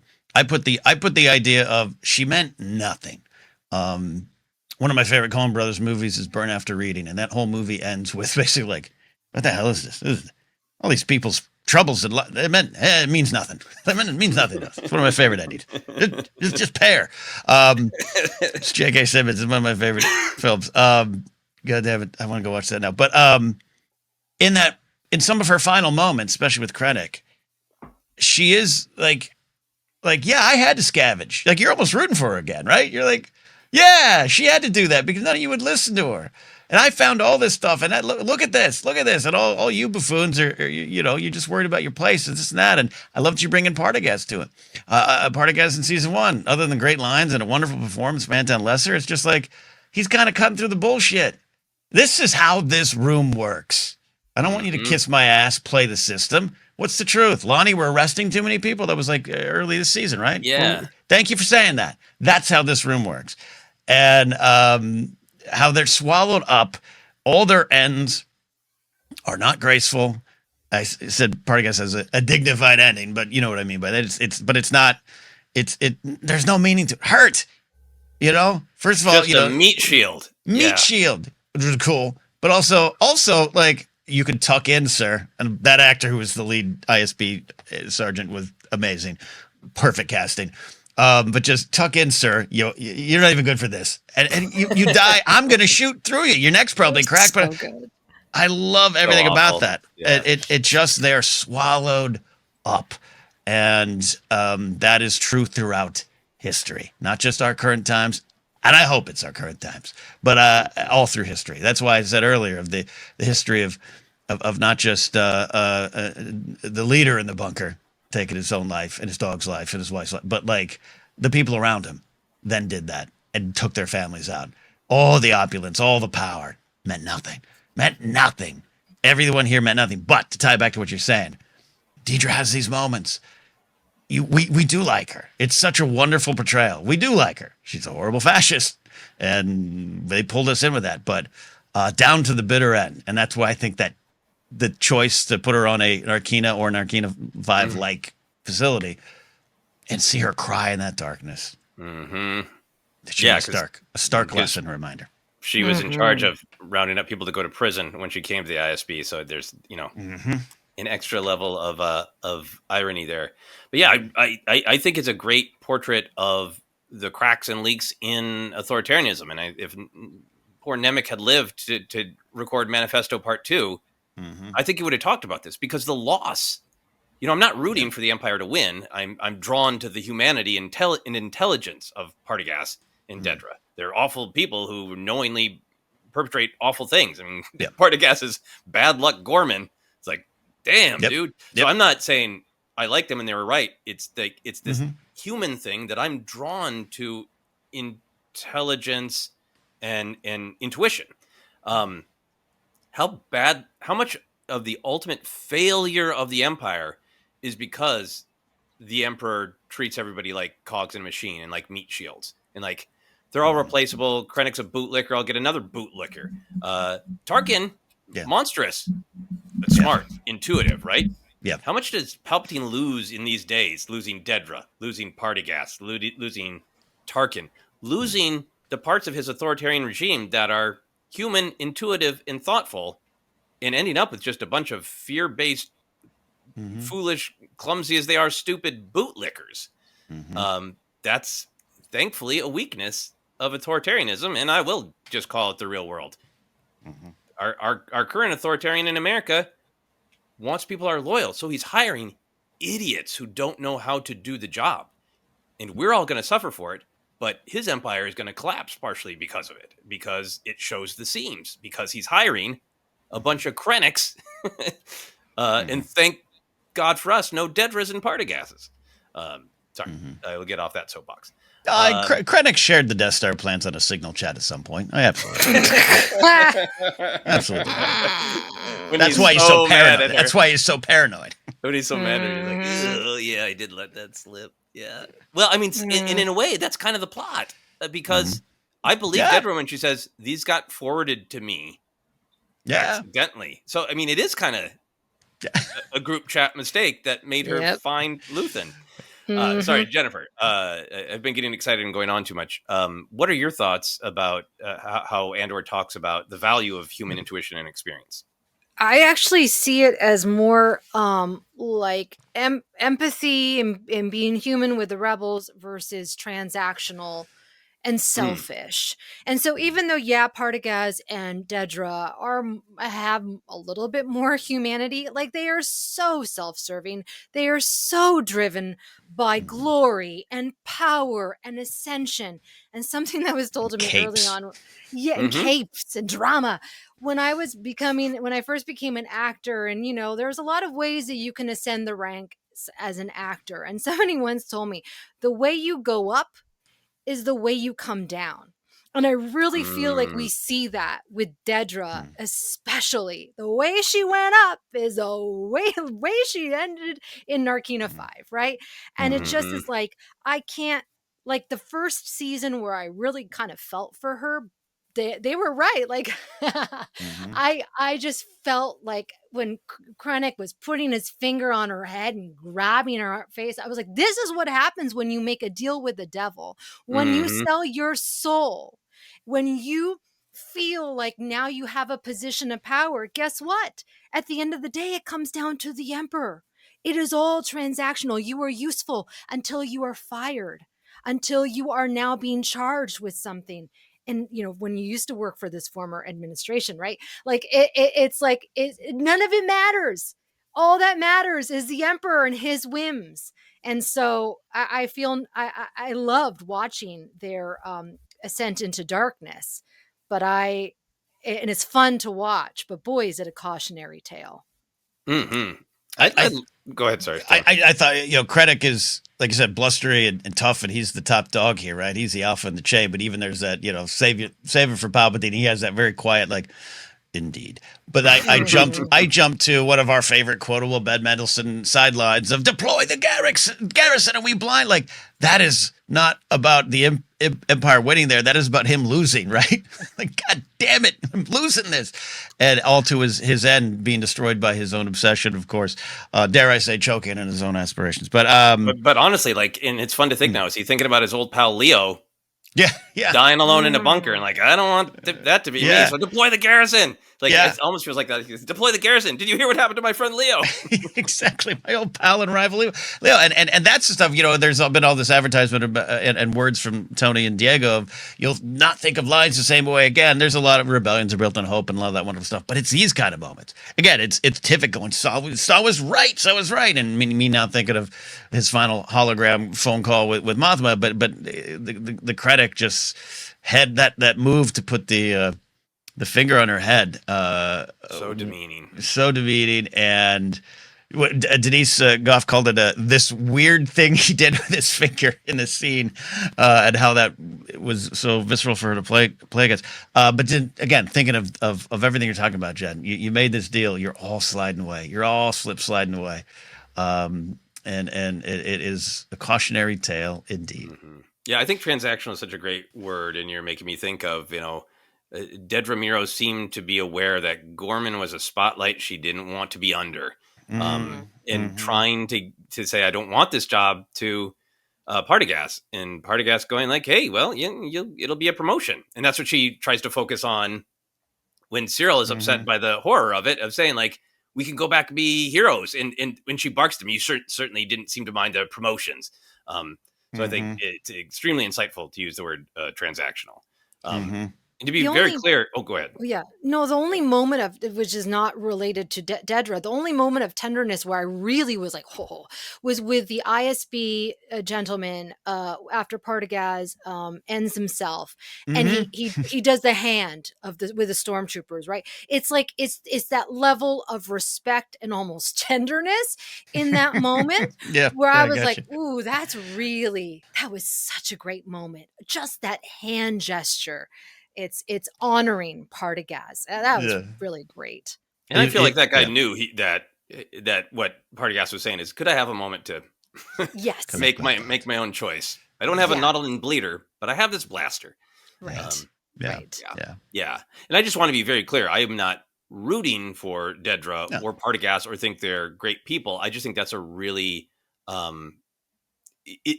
the fact that they get chewed up and spit out by the machine when they thought that they could perform their transactions with enough success to never be eaten by the machine, that they could always keep the leopards from the on the leash on the leopards eat your face parties.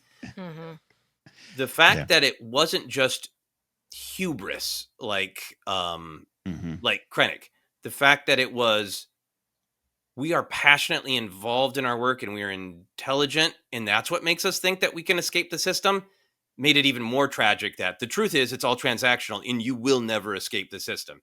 No matter how great a job you did, you're a cog, and Palpatine doesn't care. You're a piece on the board and he'll replace you. Doesn't give a damn. One of my favorite things in the whole series was that the connection between the Nemec speech connecting Clea's kind of awakening of maybe hope to Partagaz's acceptance of his failure. of like, they asked the impossible of me. I'm super smart. And I tried to contain this and I can't. And that bittersweet little, I wonder who it was who recorded the manifesto. So powerful in a show that's about all the little people whose names may not get recorded by history.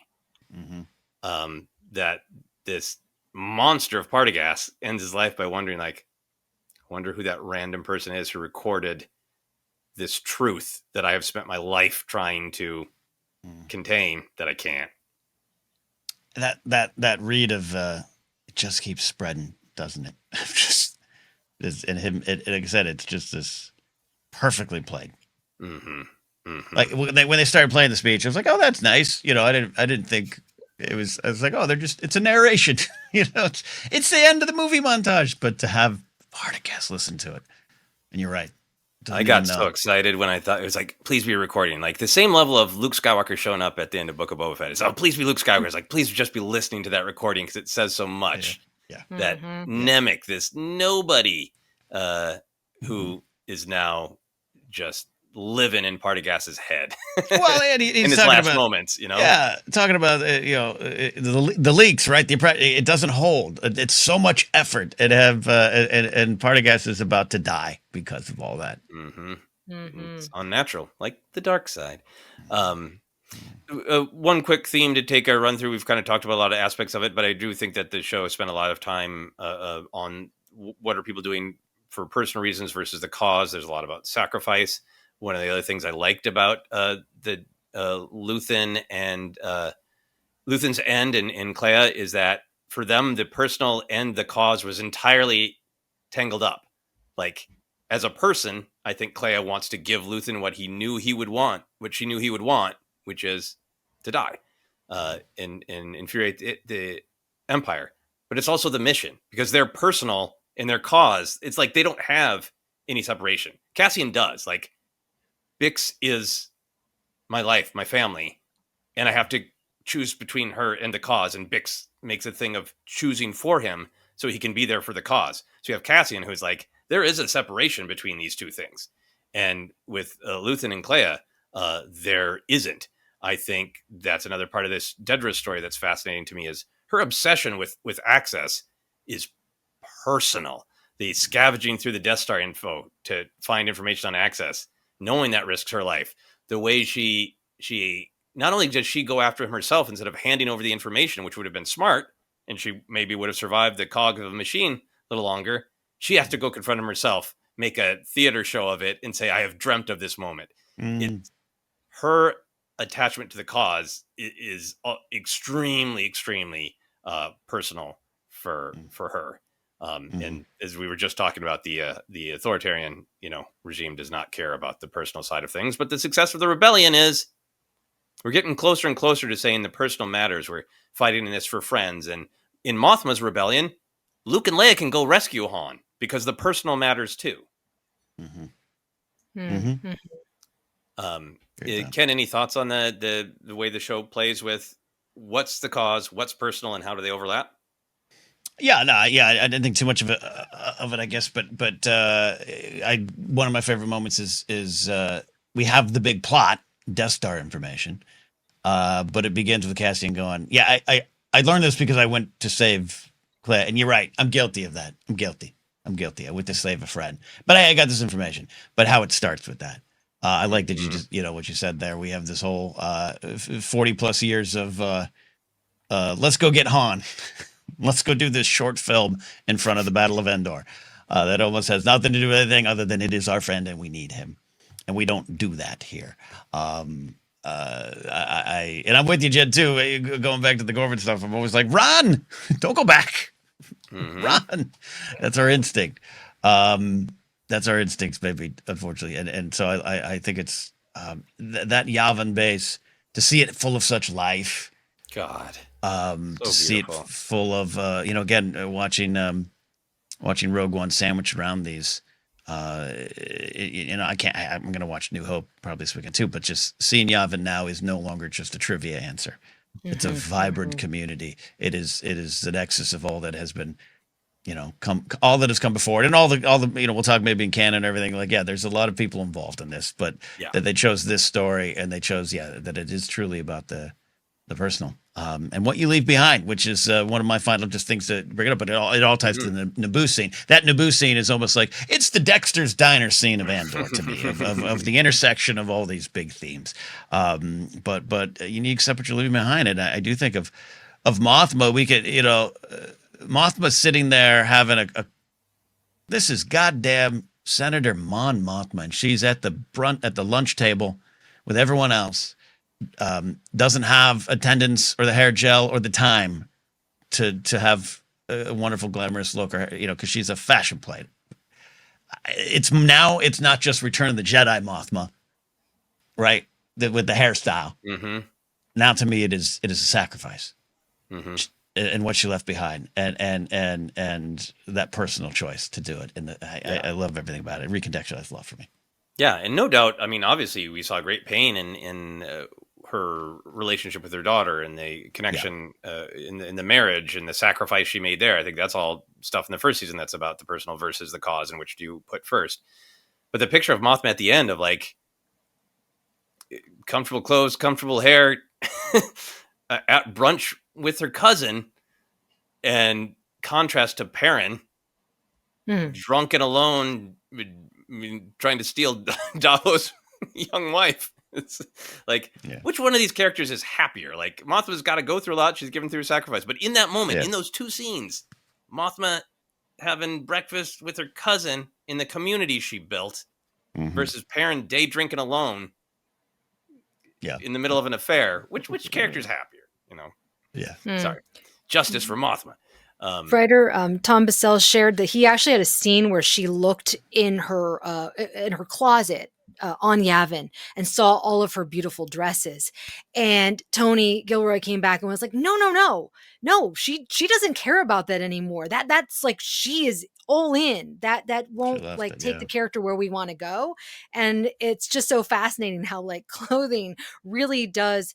It makes such an impact. Even like seeing the costume designer in that Declassified episode talked about like now the Rebels a year later have kind of got more cohesive look. Yeah, they got uniforms. And, right, rank. Exactly. Yes, yes. It is all a choice. Going back to your theme of choice. Yeah, that's awesome. Final thing on the personal versus the cause. I really like the conversation with Vel and Cassian. That Cassian does still, of course, want to be with Bix, but he's kind of honoring his choice, honoring her choice, that he's going to see the cause through before going to find her. I thought that was great. It was tragic too, sad. I think if he had come back, I would have said, "Swing on out, buddy. Take a weekend." But again, days away from dying. And that's why I was so. I mean, I'm going to be honest. I cried at B2EMO playing tag with another droid, and I cried tears of hope, but tears of sadness with Bix and the kid. It was a beautiful choice. Beautiful choice. So that's one of the last things that I want to discuss. Is it's a big thing, but just it's more just like all of the images and feelings and moments of hope that I thought were built into this. Well, these characters went through hell. Like you keep saying, a lot of them are on death's door. Vel isn't, and Clea isn't, and Wilman, Wilman, who we all screamed at her screens, don't go back. He and his lady from Gorman, two survivors of horrific tragedies of cultures that were basically wiped out. They have a nice little dinner. There's so many images of Yavin not as a military base but as sanctuary. It didn't end up being hopeful, but even the way Luthen described, sort of teased Yavin to Lonnie before killing him, it just sort of elevated Yavin as this place of like, Yavin, what's that? Like it was an idea. Like it's Xanadu. It's like it is a place, but it's magic too. Put on your roller skates, everybody. Kids, go look up Xanadu on YouTube. And then there's a shot. It's an establishing shot, but it's panning over all of the people working on the bass, Yeah, you yeah. know, in beautiful sweeping music, like again, a sense of hope. Everybody gave all of these sacrifices to make this kind of rebellion. Mhm. Nemec's uncontainable speech is sad, but incredibly hopeful. The choice to have the rain and the thunder, it is the biggest one of the biggest things I miss about Minneapolis that we don't get to experience in LA. The emotion that you feel when the sky is darkening and something is coming and coming and coming, and it releases and it cleanses. It's that the power of having that cleansing storm.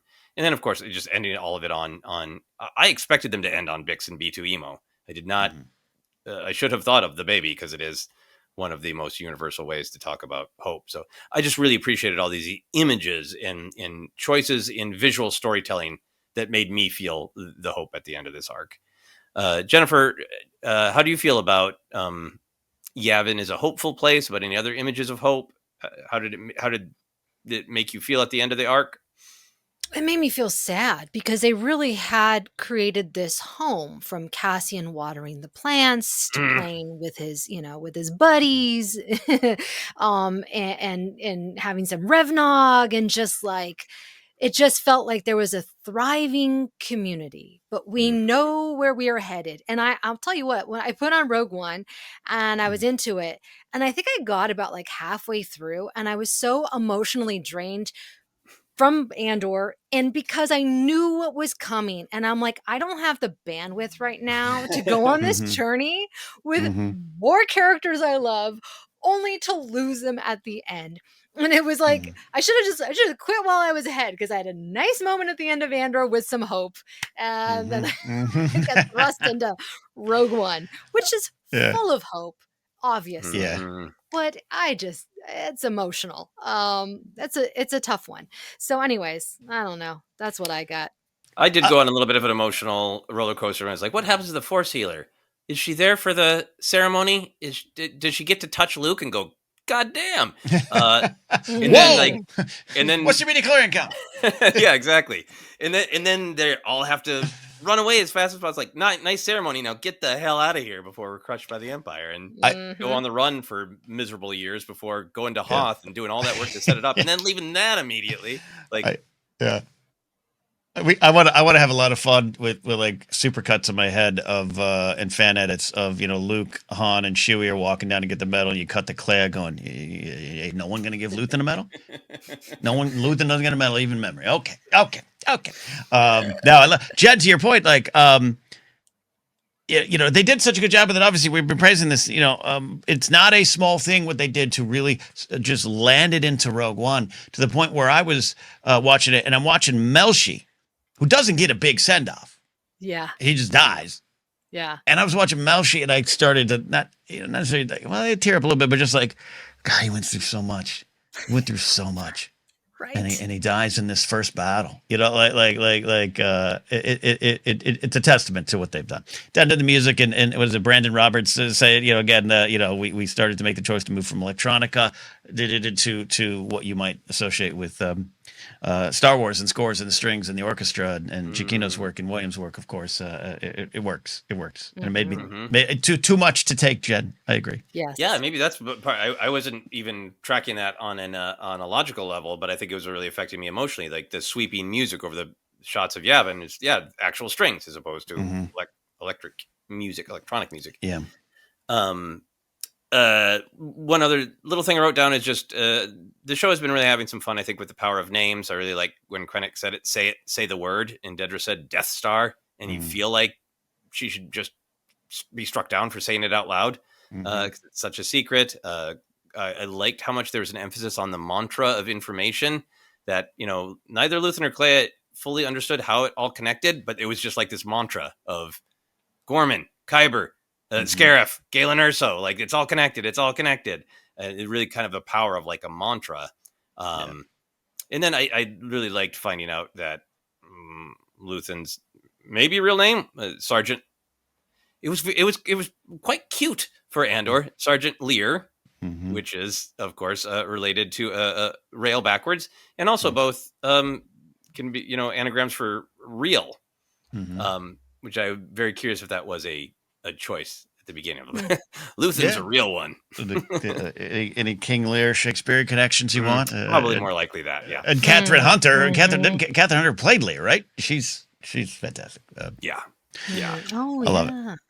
Yeah. So those are my thematic thoughts. Ken, anything else from the theme bucket that you had written down that you want to explore? Nah, I think we got to them all, and we'll return to them again. I'm sure many times. So much to discuss. Mm-hmm. And Mhm. Jen, any final sort of thematic thoughts for you? No. On to the canon. The All right. canon. So much. All right. Moving. Yeah, there's a lot to talk about with the old canon. So I wrote down conflict on Naboo. Did you guys recognize that as Naboo right away? Did you have emotions based on it? Jen, what was the experience for you? Yeah, I immediately saw it as Naboo, and writer Tom Bissell confirmed it is Naboo. He wanted Luthen's first act of terrorism to be on Naboo because it's the Emperor's home planet, and he said that if Luthen wants to make a statement, he's going to be sticking it to the guy that he hates the most on his home planet. Mhm. And it's also beautiful because it echoes the first thing that Luthen teaches Clea is the last tactic that she uses to basically help him, end him, whatever you want to say, Mhm. later on. So that's really really nice Mm-hmm. echoing. But yeah, I loved that. That was great. I was like, oh, is it? Is it? Oh, it totally is. I think it is. And then getting that confirmation was nice. Yeah, I thought it was fantastic. Ken? I've just been so used to over the years, and I mean it in a good way, where you're like, "That's Ilum." Oh, it's another planet. So I Hmm. had my hopes were like, "Oh, look at that, they're gone to Naboo." I mean, it's got to be something else, but I love that it is, and all of it makes sense. All of it makes sense. Yeah, I know people sometimes don't like Star Wars revisiting locations as often, but Naboo and Bespin have been on my list of like we could revisit those, and I'm hoping for even more Naboo because yeah, it has ongoing narrative emotional relevance as Palpatine's home planet and a planet that's probably not suffering in different ways, Mm-hmm. um, you know, Mm-hmm. and it was interesting to see the people having their nice, you know, luncheon, Yeah. being like, oh, violence doesn't happen here, but also like there are tanks and troopers on Naboo, so a great Mm-hmm. complicated snapshot of what's going on that important planet. Um, the I also wrote down the Tuca, which Mm-hmm. looked like it was called Pix. Jen, how did you Mm-hmm. find about Tuca finding Honey's body in the park? I was at first I was like, why? What is going on? I just yeah, it's great. Anytime a Tuca appears, uh, it's always fun. Yeah. Mm-hmm. I Yeah. mean, Tony Gilroy's been so good about sort of giving credit and saying all these shows build on each other, and they probably had an animatronic Tuca because they had one for Mandalorian and Ahsoka. So Yeah. Hmm. we got one on hand. Here we go. Ken, any deep Tuca thoughts? No, I thought it was fun, and I just George Lucas's words of "dare to be dopey" coming to my Mm-hmm. head. Mm-hmm. I liked the specificity of the knife that Luthen used, being a Nautolan bleeder. Mm-hmm. Kit Mm. Fisto is a Nautolan, so I just ironically kept picturing Kit Fisto smiling throughout that scene. Yeah, great design too. Yeah, Yeah. nice and brutal. I liked Mm-hmm. how brutal and old and real it was. Um, the I was really affected and distracted by Luthen uh, in the flashbacks, wearing what I have because of action figures called my entire life Bespin fatigues. Um, Mm. that's for anybody who did not grow up with the Kenner action figures. When they made the Luke Skywalker action figure from Empire Strikes Back, he was differentiated by saying Bespin fatigues. And of course, he's wearing them when he gets to Dagobah, so there's no relation to Bespin. Mm-hmm. And I thought I can't tell you how cool I thought that outfit was. And I there was some one suit pajama thing that I begged my parents to buy because I thought it looked kind of like Luke's Bespin fatigues. It did not, but I ran around, with a shipping tube pretending I was Luke in my Bespin fatigues, um, because I had that relationship with them. Like obviously they're fatigues, they're military, but it was affecting for me because of my personal journey of how connected I am to that look of Luke. To see them as like, oh, yeah, like, of course, fatigues, like a military person would use while doing awful military things. And that's Luke's journey in Empire Strikes Back of, are you a warrior or are you something else? And your clothes right now are saying you're a warrior. No. Anyway, so Ken, did you have any thoughts or reaction to Luthen's fatigues? I was lost in the timeline and doing a little timeline math and for my and I don't have any answers yet and waiting for Alex to put his videos together. But like that to me, I was like, this has to be right at the fall of the Empire, not or the Republic. It doesn't seem like it's Empire, but it's Empire adjacent, maybe like a pre-Lux Morlana kind of situation. She's 12, 13, 14, 15 range. She's a teenager, and you know, you had 10 years, 12 years by the time we meet her. I was lost in that in a good way of just like, oh, this is a big reveal, but he's older, right? This isn't, we didn't go back to, Clone Wars era, the Republic era. And the reason that I was on that is I still have a little bit going back to Canary. I have a little bit of of an issue where that is separatist Republic era stuff, and it's played as Empire. And I kind of never liked that. I was like, you know, make it a little more solid. And I know the patches and everything worked out, but like this, so I had a little bit of like, oh, the timeline's off. Then I did some math in my head and loved where we're going. It is smack dab in the early days of the Empire. So that was my thoughts on it. But the fatigues worked. We need that action figure now. Yeah, I did get distracted too, wondering what is there going to be a clarity of what planet this is happening on? Is there going to be a clarity of what side of a conflict is he on? Clarity that this is the Empire. I think for me, the clarity that it is Imperial related is Luthen's hatred of the Empire and how Clea clearly seems to blame the Empire for the slaughter. Yeah. Right. I too was not taken out, but I was really trying to figure it out. Where is this? What battle? What massacre? Right. And writer Tom Bissell, he actually didn't say what it was. He referred to it as the Lay massacre, which which happened during Vietnam in 1968, where the U.S. Army soldiers killed a large number of unarmed civilians, including women, children, and elderly men. Those ones put on trial too, right? I think so. Yes. So, anyways, he used a historical event to kind of draw on that. I just thought it was really effective that we don't see it, and if you have the subtitles on, it also is even more graphic. If you're in headphones too, it was just like, oh my gosh, thank God that they didn't show it. It was already enough when they had lined up the villagers in that previous scene. It was like, we don't need to, we know it's insinuated enough. And so that was, I thought, very well done. Yeah.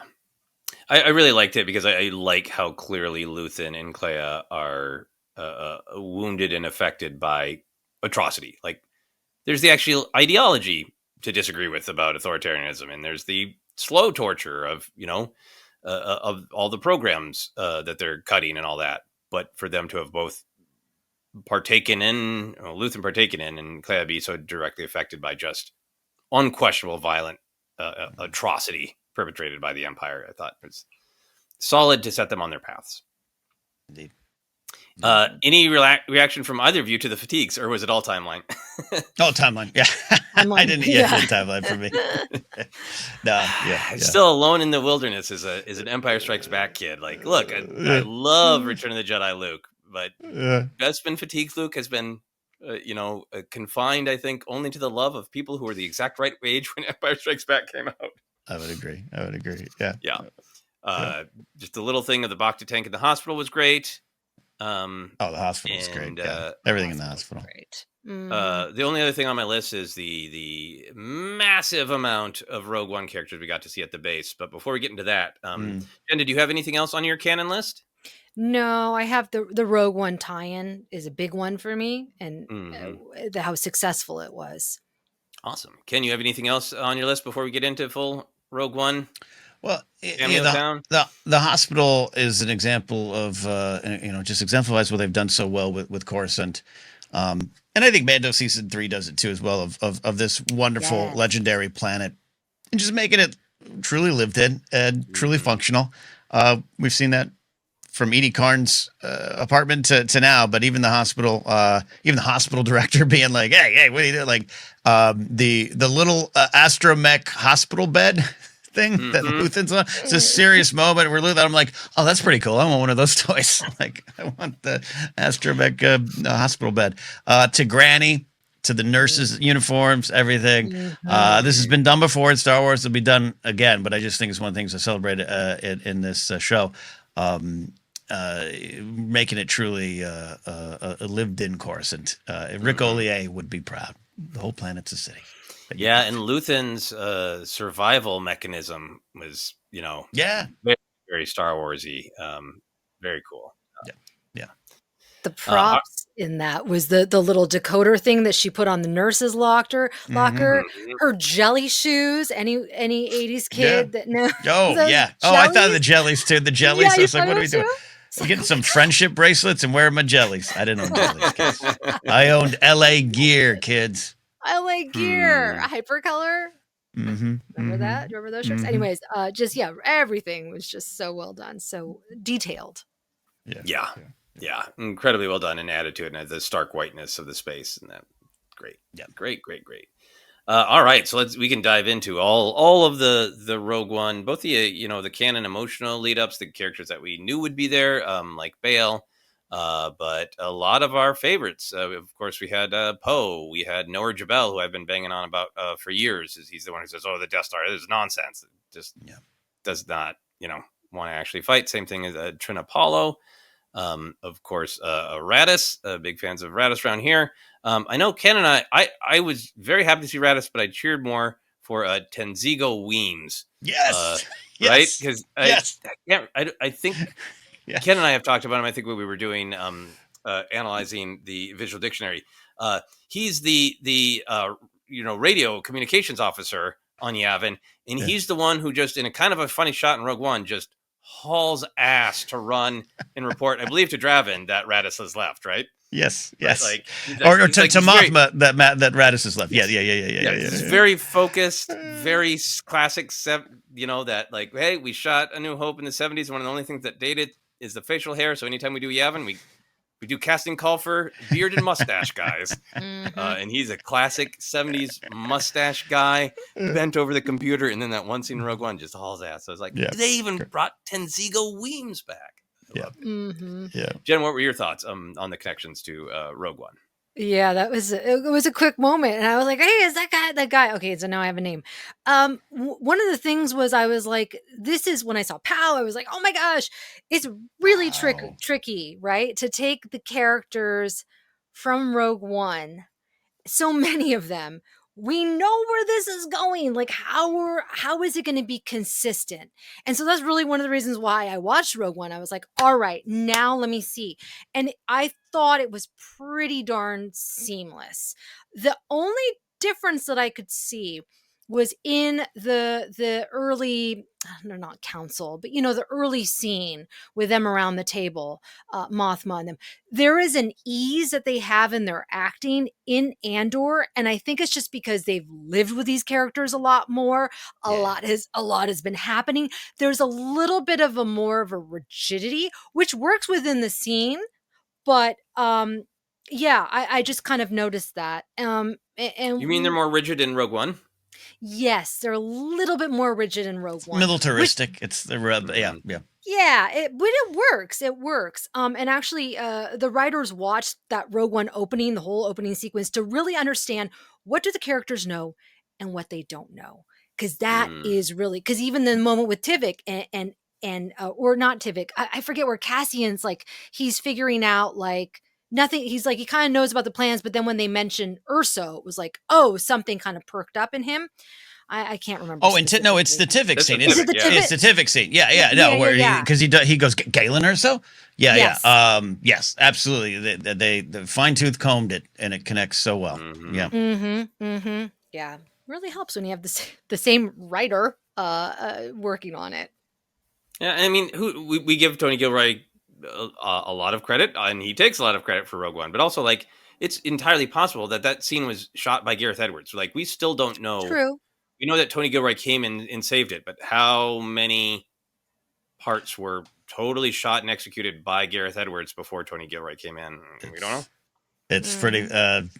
The Ringer interview. I'm not a giant fan of all the Ringer stuff, but it's a fascinating interview because he mentions it and he's like, he literally goes, "I don't want to talk about Rogue. I can't talk about Rogue," but he goes into some of the stuff. But it's interesting to note that he admits that not everyone was happy that I was there, but Diego was, and Diego and I connected, and it was a fascinating insight. And you're right, just the NDAs go so long and wide, but yeah, it's been an interesting dance to hear them discuss Rogue One. Yeah, I just want to say this. I want to just throw this in there. Going along with that, I need to watch that interview. But Tom Bissell talked about like the success of Andor is due to Tony Gilroy's decisiveness about things. He said he's worked on other shows where it hasn't worked out as well. It's usually because the top person is kind of like deciding between things, and then the other like aspects of the production people kind of spin out, and it gets so far away from what the original idea was. And so I think that's what this show has. It's very, very clear on everything. And the specificity is where this show really shines with the characters and the plot. And like I said, even down to the production details. Yeah. Ken, I enjoyed seeing Radis, and I enjoyed seeing him be a little bit more doubtful with everybody else, and and it made it more for me like Rogue One that that him slapping the Finn down and going, damn it, no, we built this alliance to fight, and if we're not going to fight now, when are we? I'm coming, and here's Admiral Radis of the Rebel Alliance. All those moments that we cheer because it's a character taking action and doing the right thing. I'm going to appreciate that even more when I get to do my full watch of Rogue One, because I felt like this little bit of doubt and cynicism and caution that he had made me feel like, okay, this was a big choice. He's not like this every day. We're like, oh, here comes Radis, and like every meeting he's like, I say we fight. But that was something he came to, makes it even more stronger to me. Yeah, and love seeing Radis, though. I will say it was spoiled for me about 4 weeks ago when some people with screeners, God bless you all with your screeners and your posts every week letting us know you got the screeners. It's wonderful. Don't have names written down on a list on a post-it note somewhere about all those podcasts. No, I don't. But so Radis was spoiled for me, but glad to see it. Happy to see it. And you're right, Joseph, because there's hints of it, right? He's like, hey, shut up. What weapon? Like, he's shut the hell up.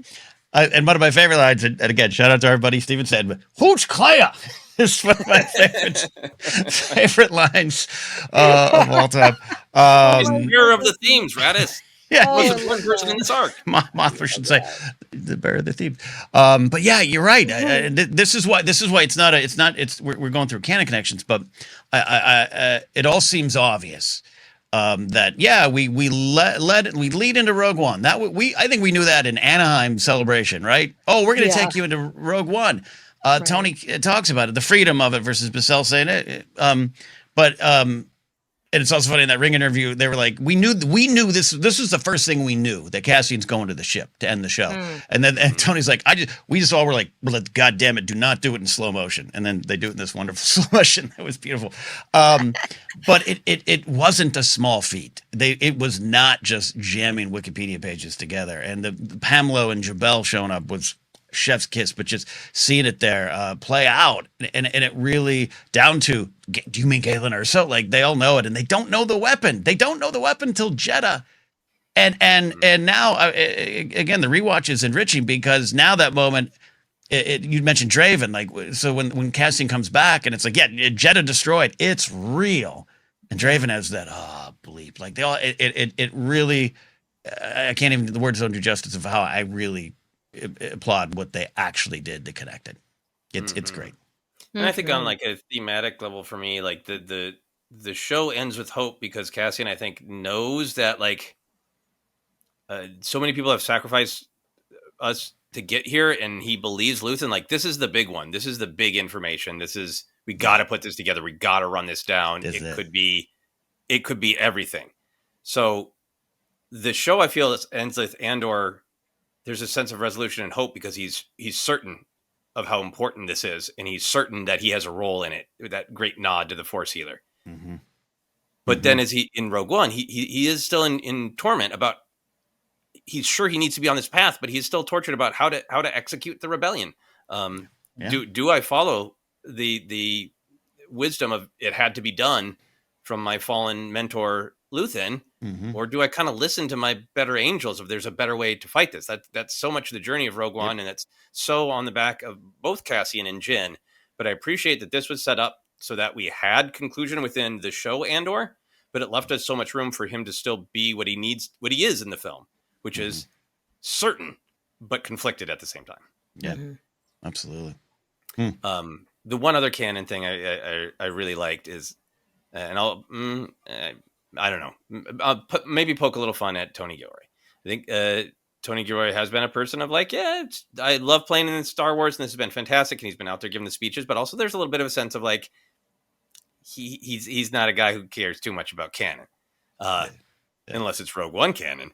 Then he'll drop in lines like, Merrick and Dodonna will be back tomorrow.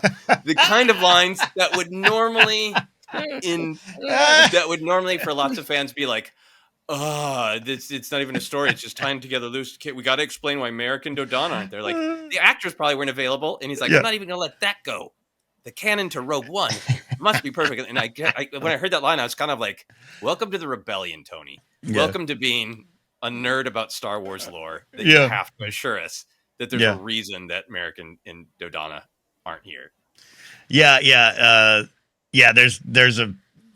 a facet that there's the line from Diego Luna as Cassian of I've heard her speak before was kind of put in there as not a dig, but just we don't need to worry about that at a speech. But I love that. But yeah, Ben Daniels is in season 2 of Rings of Power. I gotta imagine he's lost on set during the time of this. And Ian McElhenney, I think, is free, but he's kind of David Proust himself with a lot of Game of Thrones fans by speaking a little too freely at conventions for things that aren't real.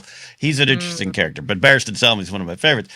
But I died laughing like I did here when you just mentioned Joseph. I thought it was so funny just to be like, they'll be back tomorrow night. Don't worry. So will Gold Leader and Red Leader? All the leaders are here. Bail, where's Leia? She's on a lunch break. She's having lunch right now. And the ghost is parked out back. Don't worry about it. Don't worry about it. Anyone see Zeb? Yeah. Funny. Any other canon stuff? Jack, go ahead. No, the survivors of the Andoverse, I think, is really, really interesting. And right, Tony Gilroy talked about that. He said that he wanted the 5 to throw women. Lucasfilm, yeah, exactly. He wanted to throw Lucasfilm some rope at the end. Like, basically, we have Bix, Clea, Willman, Vel from the Andoverse who could survive if Lucasfilm ever wants to do anything with them. And that is a gift. I really am glad, because I really thought that everyone was going to die. I did too. I did too. You did too? Yeah, at the beginning of the season. At the beginning of the season. Yeah. Beginning of the season. Yeah. So I think this makes sense. The first season was so brutal, and it felt like a lot of these characters wouldn't make it. So I was thrilled. Vel, Clea, and the child of Bix and Cassian be happily running around in the sequel era, right? Him and Jason Syndulla just hanging out. Yeah, being best friends, because could be force sensitive. Yeah. We normally kind of talk questions or concerns about the specific arc. I think the only thing for me is I think the only way that the jumping around hurt it a little bit is I would have liked a little bit more clarity on the logistics of the building of the Alliance. And I get the idea that Luthen got money from Mothma. He instigated everything. He built the network. He found Lonnie. He found all these individual cells. But how exactly did that align with, like, Bale's over here doing his other thing, bugging Ahsoka to join the fight and become Fulcrum? Did Luthen have anything to do with the rebels of rebels? It's not like I need a bunch of canon answers. It's just the only thing that felt a little rushed in this arc. There's like minor criticism that, like, I get the big picture, but there's a little distraction from, did Bale and Luthen meet in person ever and fight it out? And Bale said, I'm starting Yavin and I don't want you to be part of it. And Luthen saying, fine, screw you, but I'll give you all my contacts. Like, a little bit of those just meaty logistics I would be interested in someday. this is the Yavin series we're all three working on here. This is what's fascinating about it, because and I bring it up as questions concern, as I said top of the show, like in story, maybe even more than out of story. It's fun as a Star Wars fan who loves watching things as a piece of living history that rolls out in front of you. Now we have you add these things in, which has been this Disney era of like, cool, we get to go back, or we get to do shows we didn't think we got to do. So yeah, I want those conversations. Like I said up top, yes, a lot of this is Luthen. Lonnie is the reason, right? Clea then becomes the reason, and then Cassie becomes the reason, and Jin becomes the reason. And we get to Luke and the exhaust port. And I love, and Galen, let's not forget that. And Bodhi Rook, let's not forget him. Mm-hmm. So there's all those pieces. So this isn't any shade. It's just I want to explore it. Like I said up top, like Cham Syndulla would like to have a word with you, Luthen. Enfys Nest would like to have a word with you, Luthen. Like there's a lot of pieces. It did need to be brought together. I said earlier, Bale kind of done dirty sometimes in the sense of, well, his team's compromised. Doesn't mean that Bale knew and he's dirty. It's just he's compromised. Oh, Gold Squad took the credit. And then you have Bale, which was set up in Reign of Empire Mask of Fear. If Bale and Mothma aren't always on the same page, I actually like that wrinkle. But it's fascinating to watch. It's going to be fascinating to revisit in conjunction with what you're talking about, Joseph, of just like the actual logistics. Because I look at Bale as someone who's got a lot of responsibility. His wife runs a entire planet. He's got, Leia stealing Hammerhead Corvettes and bringing it up. He's still a public face, right? Mm-hmm. He's still a public face. And it sometimes reminds me, and I don't mean to throw shade, real world things, of that's a dude, and Mothma, that's a dude, though, Bale, that has actual responsibility. And there's a lot of people not in elected office who have a lot of things to say about him. And it's like, step up. This guy's got a lot on his shoulders. And it's not a shade against Luthen, but like Luthen doesn't have that. He got to work in the shadows. And so I want to discuss it ongoing on this show and at bars of just the actual formation of the rebellion. Bale didn't make his mind a sunless space. He provided a loving, nurturing environment for his daughter, who was pretty damn important to the rebellion. It's always been my issue with the Luthen conversation of what a great thing you get to do. Sunless sky. Like, what great. And your story ends there. This guy has... And Mothma too, as we know now with more detail, had so much to lose. And I think you and I, for over the last couple of years, have been in agreement. Only because Jen, we haven't really talked to you at the bars about it. Mothma sometimes comes off a little bit of like in a great performance, and the character's so much deeper now, but like a little bit like back-footed, where I could pull the Return of the Jedi novel down and read the introduction of that character. She ain't back-footed at all, and at no point. And she grows into that, and I love that. That's the growth, and that's Genevieve O'Reilly bringing this wonderful performance. It's timeless to me. So none of this is shade. It's inspired me to have those in-story conversations that I haven't had in a long time. So I'll meet you, Musso and Frank. Yes, and maybe the Reign of the Empire series will tackle some of these things. Yeah. Jen, did you have any sort of questions or concerns about anything in this arc or the whole show? I'll just quickly address that. I actually saw it as like maybe it was like his cell, Luthen's cell, is kind of telling this story, and so this is just one part of the rebellion, Totally. as opposed to like saying like which the characters were saying Luthen is a reason why we are all here, but like as we have seen since the evolution of A New Hope, the rebellion was built on a lot of people contributing, and even within A New Hope, a lot of people coming together to make this happen. People on the ground, people in space.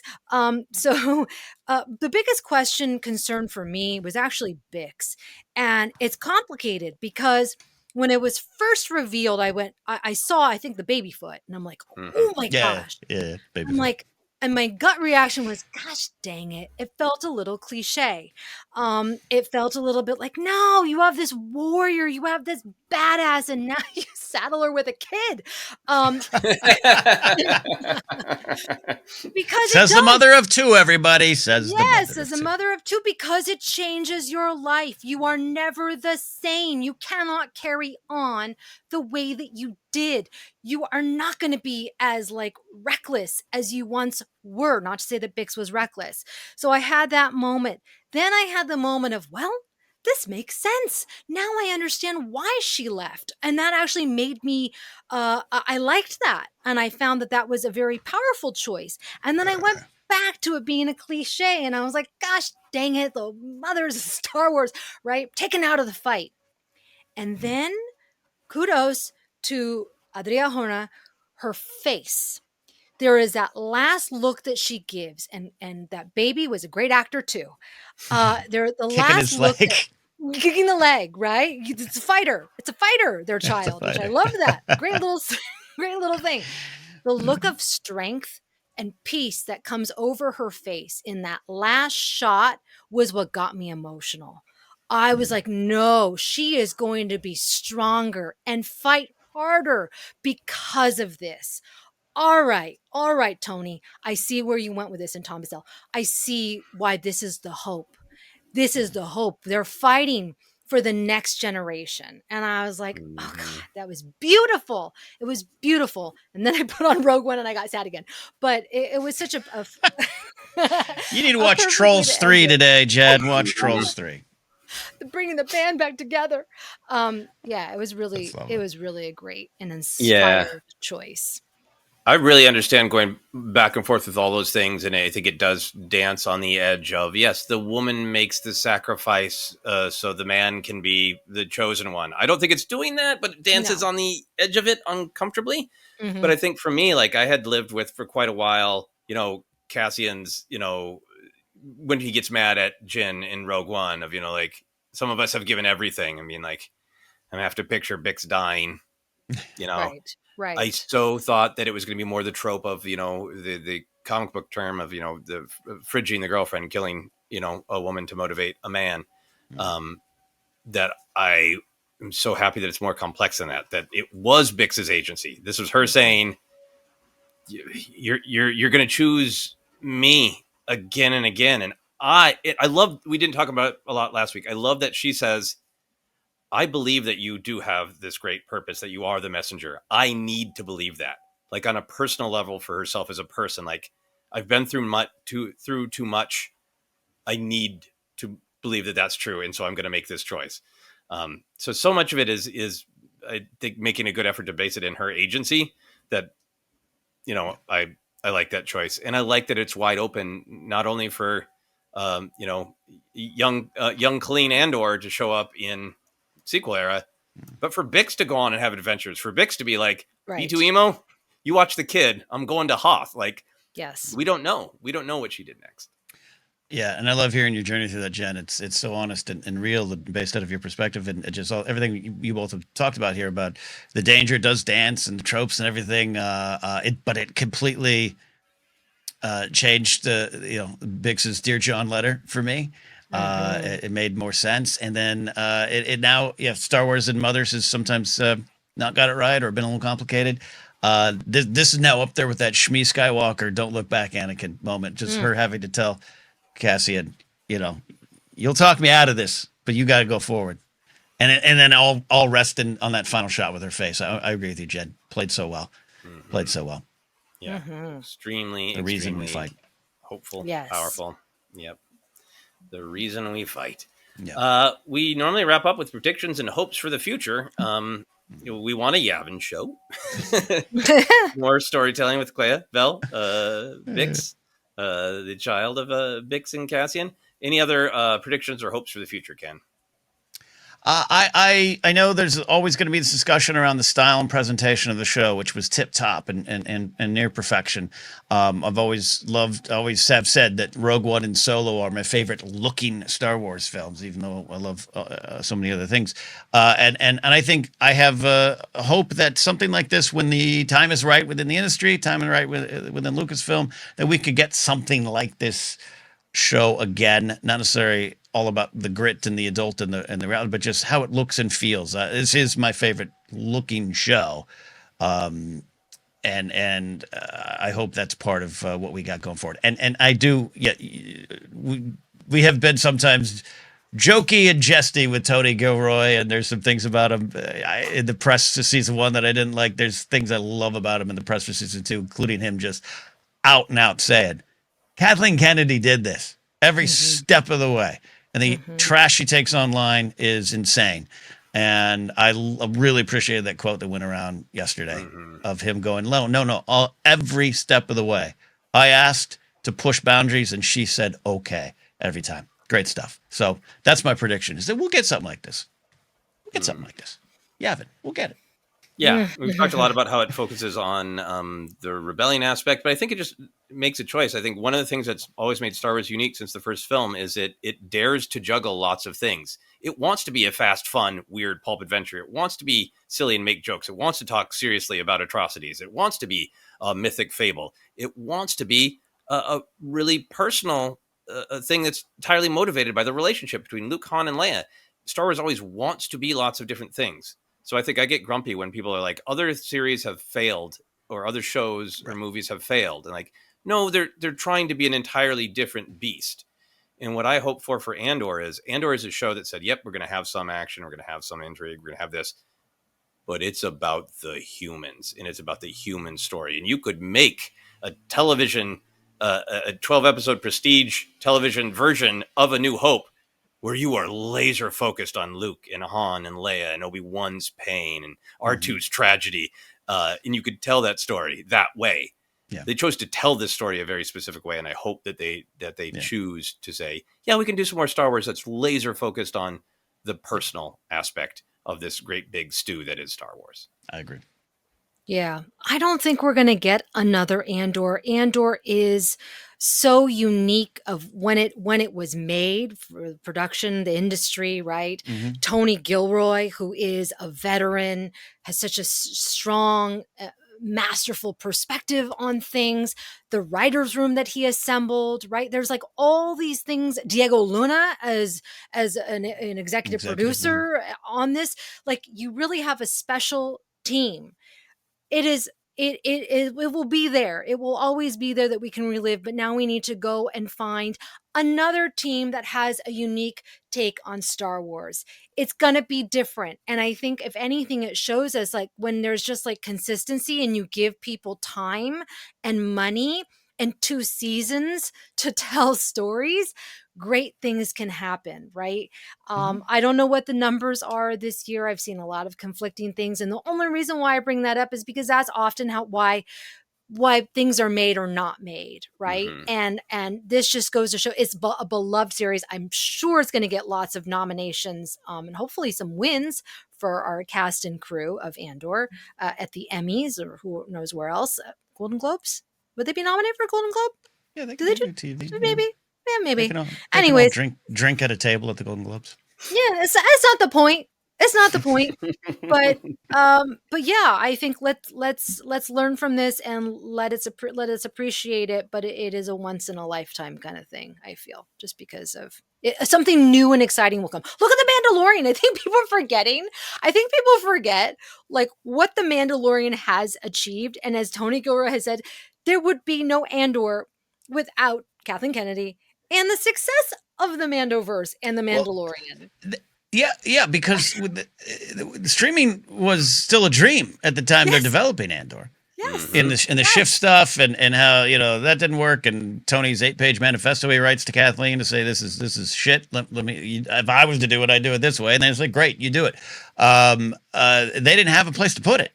It wasn't until little baby Grogu comes along in Mando. Yeah, and people forget like how beloved, without cynicism or pause, that first season of The Mandalorian was. And it is special, and it was special, and will continue to be special. And Yes. So we were kind of talking about the legacy of the show and the way it's made. Any final thoughts, Jen, on the show itself, like the internal world of the show rather than the business world of the show? Oh, the internal world. It's like closing the chapter. It's like literally we had this wonderful book, leather bound, the story of Andor. We are now closing that book and putting it on the shelf. This is what I have to tell myself. I am putting it on the shelf and I'll wait for somebody to give me something else. Mando and Grogu. Nice. In theaters next year. In theaters. Ken, any final thoughts on the saga of Andor, the actual story? Yeah, the actual story. Absolutely, I love it. The story of let's look at how this guy, who is this person that was willing to sacrifice himself in Rogue One, and let's build back to that simple premise. The simple premise, and the show has always been wonderfully direct and serves up its thoughts and themes very directly. And it's a wonderful. Hard story. It's not easy to rewatch, by the way. Season one, I didn't rewatch for a while. Not because I didn't love it, because it's just like, all right, I got to pour some whiskey and we're gonna get through some stuff. And that's okay. And this will Mhm. be that too. But it's always gonna be there, Jen. We'll always have that leather bound book to pull down. Yeah, I think for me, the final thought was, been a lot of discussion about how this will line up with Rogue One, and I've always wanted Andor to be the show of like, who is this man who is conflicted between doing anything it takes and needing the rebellion to matter, to be better. And the show really, really delivered on that. I didn't get a chance to rewatch all of Rogue One, just the beginning. But as we've been recording, I've just really been thinking about like, okay, we went on this whole journey with this man, Cassian Andor. It is sad that his end is Rogue One, but beautiful that he does become the messenger and makes the choices that create purpose, create destiny. And just thinking about what is his last words. And much like the show has been dealing with, he's about the cause, but he's also about the personal. And his final words are marrying the cause to the personal and giving comfort to another human being who's been through hell and saying your father would be proud. It's a pretty damn good end for the character that we went through this journey with in this show. I agree. It is. All right. Final thing is if we could have a toy, because it's still Star Wars, a toy based on this bittersweet arc. Ken? I don't know if I want it, but Jen, do you want some of them nurse jellies? I was just going to say that. I'm going to have to go seek them out, and I'm going to have to get myself kind of like a nurse's uniform. That is an easy cosplay. That is real easy and comfy. I'm all in. The wheels are turning. Yeah, for me, I loved. I didn't want it could have been a canon thing, but we're going long as always. But the ISB, the actual marshals, ISB marshals, and the uniforms, I loved them in the way I like the biker scouts. I'd love some figures. That lead sergeant guy, he reminds me of an old boss of mine named Donnie Anderson, who was an LAPD SWAT guy, who was actually in the North Hollywood shootout. He's the one credited shooting the guy in the foot and everything, and drove the car down. It's just fast, and it's just this hard ass mustache wearing walrus man, and it was one of the most perfect castings. I want that 6-inch Black Series figure. I don't buy toys anymore. I don't buy the collectibles. I don't have room for them, kids. Don't send me anything, but I want that guy. I want the ISB marshals. They're great. Yeah. Lots of toys I want. Lots of characters I want. I'd love a cinema scene of the card game of the 3-pack of Melshi Andor and K2SO playing the card game. But after watching that last episode, you're like, I just want them to actually market Revnog. So I could buy some Revnog. I agree.